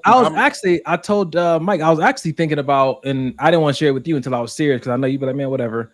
I was like, what am I gonna do on Friday? I think, what if I like took 2 Fridays out of the month to just go train with my brother, just me and him?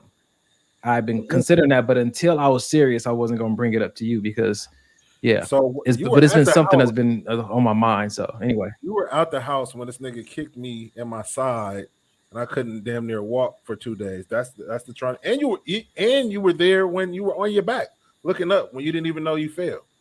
These are the things that you want to go. I've got kicked, right? Yeah, it's fun, bro. It's actually. It didn't look fun when your legs were up in the air. Sorry. Huh? Listen, Prince said, I don't care. Listen, so I thought that this was going to be funny. And so I put up the definition for those who are still wondering.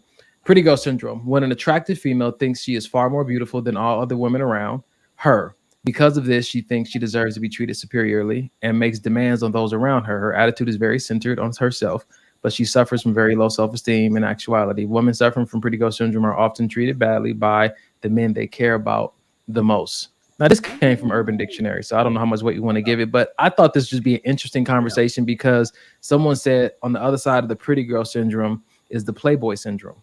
And at some point, we can have that discussion, but I digress.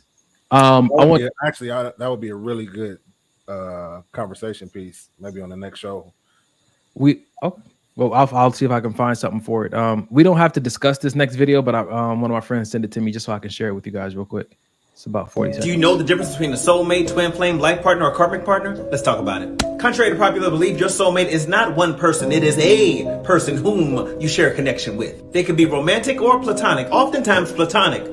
Which means every person could have multiple soulmates. Calm down, I'm giving some of y'all hope. Your twin flame is not your soulmate, even though people use these terms interchangeably. You're wrong. Your twin flame is somebody who mirrors your actions, and they cycle in and out your life. Their actions reflecting yours help shows you your current state of being. Your life partner is somebody you choose to be with. Y'all don't think alike. And because you don't, you could help each other grow. Your soulmate could also be your life partner, but your life partner doesn't have to be your soulmate. Your karmic partner does to you what you've done to other people. And it's temporary. So the next time you give somebody the googly eyes, ask.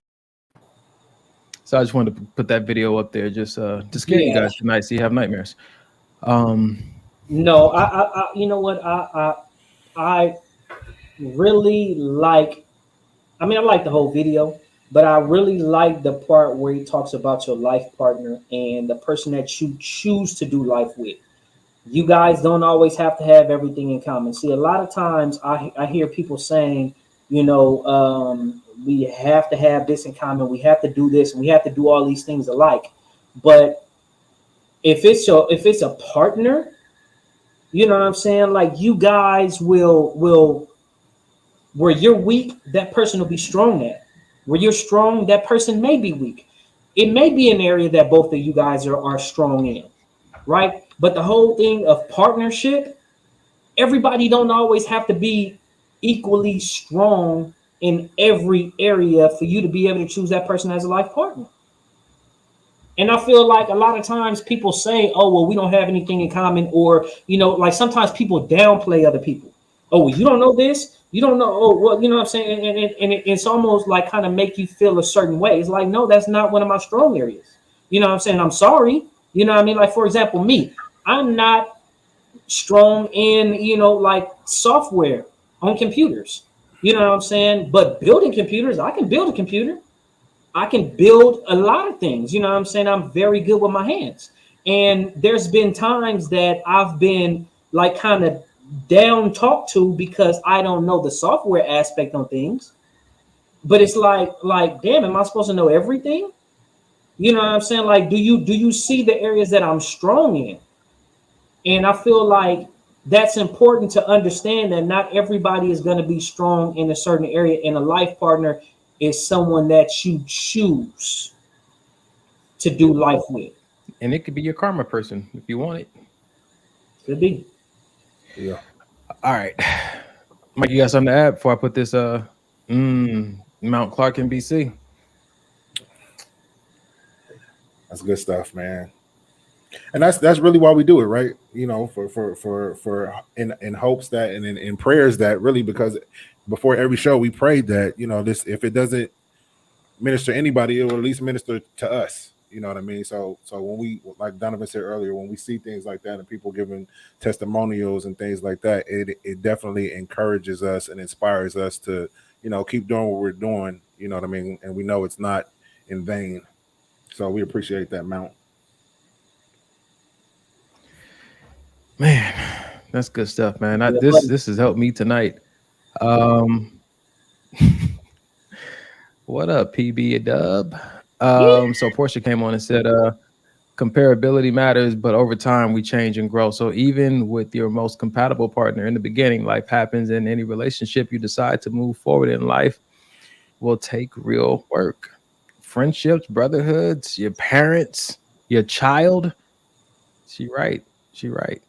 Yeah, compatibility matters. I got you, P. All right. So I got one for y'all, man. This is gonna take us through the end of the show. It's a good one. I almost broke up with my husband because I thought he was boring. Turns out he was just healthy and sane. You see, when I was dating my husband, I realized how joyful he was, how active he was, how motivated, career, goal-driven, money saver, never wanted any problems. And every time we became misaligned, he would just want to sit down and talk about it calmly, hear each other out, forgive each other if necessary, and just move on and continue growing. And I misinterpreted this as him not fighting for my love. You see, I grew up in a very chaotic type of love, the novela type, where everybody's slamming doors, yelling at each other, you don't talk to each other for days. And so I thought that that was love. I thought that that was passion. And what I want to remind you of is to look back at the type of love that you grew up around and ask yourself if you were just addicted to a chaotic, dramatic type of love, and realize that that's not the type of love that you need now in your relationship, that you need now to grow. God doesn't want that for you. You understand? Look at that for a second and ask yourself, how do you want to love? How do you want to be loved? Because I'll tell you one thing, it's not the novela type of love. Yep. This is true. Even whoever you're trying to love, it can be your brother or your sister. You know what I'm saying to you, not just your partner. But if we're gonna stick with the context of this video, I've been in those situations. And at one point, I've been in situations with women who didn't have a healthy model of what love and communication look like. And I remember at one point I vowed that I would never date another girl who didn't come from a good home. And I had to take that vow back because that's, one, is unfair, and two, it's not going to give me what I thought it was going to give me, because that really doesn't determine anything at the end of the day. It's really what the self-work that person has chosen to do with themselves. But at the same time, I turned that inward and said, what was I exposed to as a child that I might need to reframe or escape from as it pertains to how I want to be loved today and what I think love is? Because if we look at this video, I've had multiple women give me these scenarios or these what they call ultimatums, and I failed. They said I failed because I didn't fight for them. I didn't know that was something I had to fight for. And I was never taught that when you're given that ultimatum, that you just drop everything and make this person feel worthy of your love or worthy to be loved or whatever it is they were looking for. I wasn't raised that way, and I wasn't exposed to that as an option. As I learned it later on in life, I thought it was foolish, and I'm not going to engage in that. I'd rather, just have a conversation about what it is you really want to say. But there's been multiple situations that I've been in where, they just moved on and went to another person. And I think it was for the best. But often I think we want to have this conversation because we might be self-sabotaging our own platonic and romantic relationships by not, like she said, not looking at what kind of love do I need as an adult versus just going off of what I've been exposed to my entire life. Upbringing is very, it's something that I really didn't give any attention or pay any mind to until I was in my previous marriage. We had a lot of issues, and I didn't really know where those issues stem from until towards the end of our marriage, about her, the way she was brought up, the way she was raised, the way she saw her father do things, the way she saw her mother do things. And you know what I mean? And a lot of that could have been, squashed if there had been a conversation in the beginning. I think it's important to have these conversations like, how did you see love displayed when you were a child? How did you grow up seeing love displayed? That's a big conversation. That could be a big eye opener for both parties. But this goes back to, I remember we had a conversation about, people's past. And I told you guys, like, I want to know, I'm saying, your past. I want to know details of that. You guys are kind of telling me like, it's in the past. It shouldn't matter. But I'm an advocate for like, well, even if I'm not going to use it to judge an opinion of your conclusion, just being a part of your life, I just want to know. But sometimes it does help you identify who you're with. And so if somebody doesn't want to share their past, that's on them. But I think we should, if you feel like you want to ask and know, then you should definitely feel like you have the right to ask. Yeah. And especially if you guys are at a point to where, okay, I'm thinking about maybe doing life with you. I think to me, I would have to know, for me personally. If I'm saying, okay, you're somebody that I want to do the rest of my life with, I have to know. I get, okay, maybe in this dating phase, you didn't want to divulge that.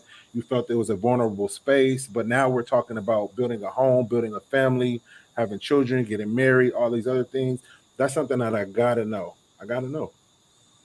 And not to be nosy, not to judge you, not to, to make you feel bad, but it helps me when we're in a heated argue or a heated conversation and you flip out or you shut down. Okay, I remember she told me that's how her mom used to react. So now I can kind of that's helpful way in that conversation that won't be harmful to the conversation. Now think about that. It's helpful if you don't get that information just to turn around and use it against them, to manipulate them with it. Yes. But again, like this goes back to something Carrie used to say: trust your choice.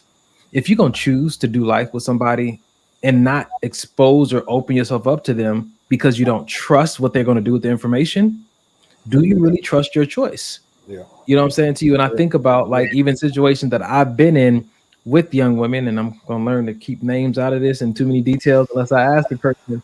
But I'm thinking about just certain situations I've been in and how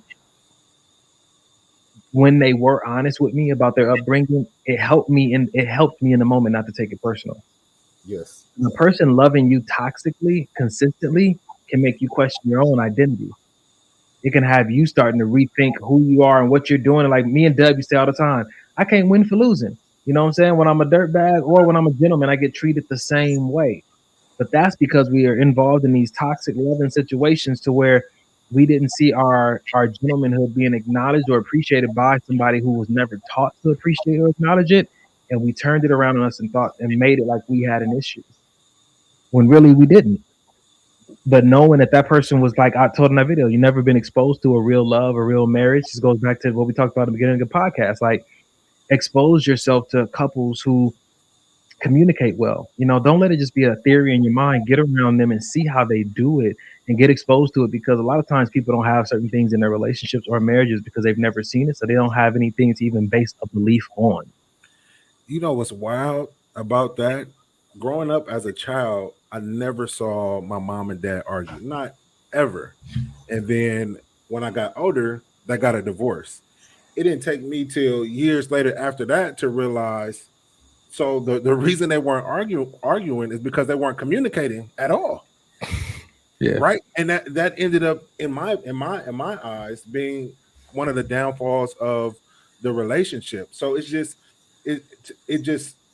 it almost makes you go, when you see things as a child, opposed to when you become an adult and realize, oh man, that relationship really wasn't what I thought it was in the moment. You know what I mean? One of my friends just texted me. She said, we have to make sure we're prepared to be supportive and open if you're going to ask the questions that open floodgates. Yeah. And I challenged that by saying back to her, how do we know if we're prepared until it happens? I wouldn't be asking if I knew. And once I find out, we say this on the show oftentimes, like, you might find out that's above me. It's above my pay grade. It might be above my willingness, or it might be above my ability. You know what I'm saying? Just because somebody wants to love you through your trauma doesn't mean they're equipped to. They can call the number that we leave at the end of every episode, you know what I'm saying? And get, the girl that I'm with was raped as a child, and I love her and I want to be with her. What are some things that may trigger someone like that? Because she shares something with me, but it's okay to get an idea from a professional of how you can approach it, and then you can have a different kind of discussion with your partner about do these kind of tactics work with you, do these kind of approaches work with you. But you have to be like willing to want that person, because everybody's going to have something you're going to have to like accommodate, but you got to be willing to want that person, because you're not going to be willing to do that for just anybody. And some stuff, Donnie, is above our comprehension. I've been in situations where I don't even understand how you even think like that. Like, I don't get it. I don't get why you would react that way. I don't get why you would do that. And that's legit. But like you said, you have to be willing to sometimes meet people where they're at, or at least try to understand where they're coming from. But you can't do any of that with no communication. So, or like, even if you communicate, you might have to reassign yourself. Like, if you love that person, you might want to say, you know what? I don't think that I'm the person for this, and be honest, because the last thing you want is to sign up for something that you're not equipped for or not even willing to do, only to break their heart later. Just be honest. Say, I want to be better at this. Can you coach me? Can you teach me?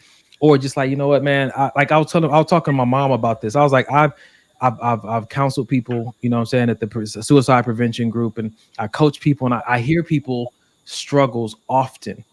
I'm not looking to have that consistently in my relationship. And I'm not saying that to be a judge on anybody, but everybody's going to have something they're going to go through. I want to go through stuff with my partner, but I know the kind of person that I need and I would like to have. Let me say it that way. I know the kind of person I would like to have, because I know what I'm exposed to in my professional life. And to get in that same space in my relationship, I don't have the capacity for it. So I will say this. This whole time that you guys have been talking about this, I've been quiet because something has just been on my mind. Something's been on my heart. And this is not, you know what I'm saying, because everybody is, looking online and stuff like that. This is just something that came to me, and I want to say it, and I want to, express. Donnie, I want to apologize to you.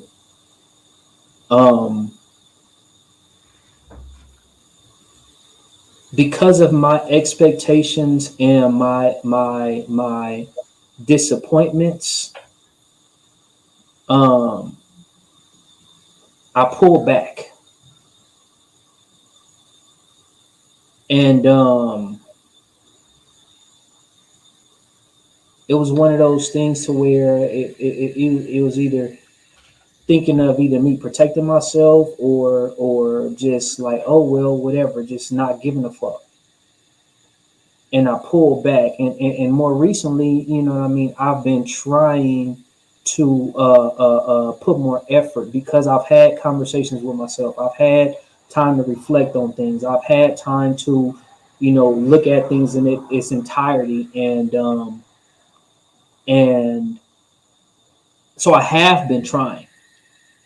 I have been trying to be more intentional. I have been trying to regain what was there. But for me, and I felt pulled back from your end as well. You know what I mean? But for me, I want to apologize because of my thoughts and because of my expectations or because of my disappointments. You know what I'm saying? I put myself in a situation to where I said, well, no, this hurt me, so I'm gonna just pull back, or I don't feel, love the same, or I feel like, the connection and the how things was between us, because life is going on, because life is happening. Sometimes you have to go your way and circumnavigate through things, and because I have to go my way and circumnavigate through things, and it made me feel, at some point, it made me feel like, damn, he ain't there for me no more. And I had to understand that it's just life. It's just, we go through things and we try to do things the best way we can. And with that being the case, because I felt like, you know what I'm saying, like it wasn't how it was, I got in my own feelings and I was just like, oh, well, fuck it. You know what I'm saying? It is what it is. You hear, you not, you not. I don't give a fuck. But I know we better than that. And I just want to say from my end, you know what I'm saying? Whether, you know, you pulled away or whatever, I just want to say from my end, I apologize.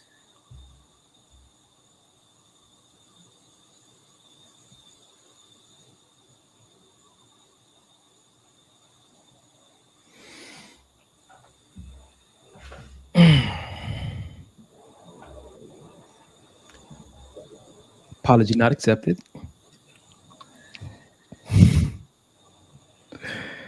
No, I appreciate that. I'll tell you like this, bro. First off, my intention was never to make you feel that way. You told me years ago that Starbucks to never let you go. I don't have a blood brother. So talk about an experiment. This brotherhood thing has been an experiment ever since 2006. No, it's been a little bit before then. It's been yeah, actually, you're right. Yeah, maybe 3. Yeah, 2000. And I just say thank you for giving me the grace to mess it up often. But I've done my best to honor my commitment, not to let you go. I've just honestly didn't know how to keep a hold of you at certain times, and when I couldn't keep a hold of you the way I was used to, I just kept a hold of you in prayer. Something you may never know, but you never left that area of my life. I've asked God plenty of times on what can I do? You know, so much that I can go into detail about, but I want to apologize to you too, because I never meant for you to feel that way. But I want you to also know that I've never reneged on my commitment to never let you go. In any conversation I've had with anybody, it's never been fuck that nigga. It's never been I don't care. It's never been I wouldn't give my all for that nigga. Hey, maybe I ain't been able to reach you, but I would never lift my hand off of that commitment. It's almost like I put my hand on the Bible and the other hand on my heart. And it's going to remain that way. So I love you, bro. Love you too, bro. That's good, man. Ladies and gentlemen, we have come to that time, and I'm glad that the audience kind of got a behind the scenes peek at that, because you know what I mean. Sometimes we do the show and people may think that our ducks are in the row, or that even our relationships with each other are in the row. But you know what I mean. Everybody, we all have work. You know what I mean, that needs to be done. Nobody is perfect. Nobody is trying to, you know, portray any type of perfection. All we like to do here at the show is be as vulnerable as we can, and you know what I mean, show you guys the things that have worked and maybe some things that haven't, and hopes that maybe this will help. So with that being said, you know, I think that this is a good moment to put up the number, you know what I mean, because you know what I mean, healing is important. Healing from past trauma. We've talked about traumas on the show. We just saw, you know, the healing take place with Dub and Donnie, and I think that, you know, sometimes we internalize a lot instead of, you know what I mean, vocalizing and communicating the things that we need. Donnie, you want to take it? I mean, you already on a roll, bro. Just put the number up. So, keep going. All right. So, you know, after the end of every show, we like to put up the number here. It's a 24-hour mental health hotline, 800-854-7771. It's available at all times. Again, it's 24 hours. And it's not just, you know, I feel like I'm crazy, so let me call somebody, or I'm suicidal, so let me call a number. It is for that as well. But I mean, if you just need somebody to talk to, if you need to just tell somebody, you know what, I got a homeboy or homegirl that I haven't spoken to, and I'm feeling like, you know what I mean, they don't love me no more, or whatever the case may be, this is a number that you can call. You know what I mean? We always like to encourage positive mental health, no matter if it's therapy, if it's going to the gym, if it's talking to your homeboy or homegirl, whatever the case may be. You know what I mean? We all should have someone that we can vocalize and be able to talk to and be able to be heard. Sometimes it's not about just being able to say the words, but really knowing that the other person on the end of that conversation is really listening and taking into consideration the feeling and the hurt sometimes and the pain behind the words that I'm telling you. And this is definitely a number that you can call and you can receive that type of help. You can call the number and tell him my brother doesn't think I love him. What can I do about that? I'm gonna come over and make this nigga a sandwich. Wow. It's gonna solve everything. Wow. Man. Or either that or find him a wife. There's two things that my brother knows I love him. Get him a sandwich or find him a wife. Outside of that, I got find him a wife that can make him a sandwich. You kill two birds with one stone. Shit. You think I ain't been trying? You think I ain't been trying? Is that what you gonna look at me and make that face, brother? I've been on this quest for a long time. Me and him talk about finding us two nurses, and I ain't gonna tell all our information, but hell, you know, at some point we gotta I don't want to make this sound the wrong way, but it's not be each other's punching bags, because that's not what I'm trying to say, but it's a little something different than a sounding board. It's like when you got a close bond with a brother where y'all can kind of like dump those emotions and those feelings and even do some projecting. You know what I'm saying? I remember. Go ahead. What you say? No, I was just gonna say it's the guy that holds the heavy bag for you. You can hit that thing as hard as you can. There we go. You can. He can feel it. He can jerk back, but he's still gonna be there to hold it for you. Yeah, and sometimes he missed the bag. Yeah. And you got to know that it ain't personal. That's it. Even if he cuss you out and aim at you. Sometimes, like I had to do that with another friend of mine. She was going through a moment and with somebody else, and I was trying to talk to her, and I was like, "Let it out," and she just started wailing on me, just punches, bow, bow, bow, bow, bow, bow, and crying. And unfortunately, I could take it. And at the end, she hugged, and we cried together and talked it out. And it wasn't even about me, but hopefully more metaphorically than physically, you find yourself in those situations. But sometimes, man, that's kind of just what it is, man. So man, I love you, bro. Somebody texted me and said light-skinned people are the hardest to love, but I don't believe it. Oh no. Glad I'm chocolate. Yeah, man, this was a good show, fellas. This is good. Anybody, y'all got anything I want to add? Good. Man, this was good. You know what? Before we get out of here, man, I love you, bro.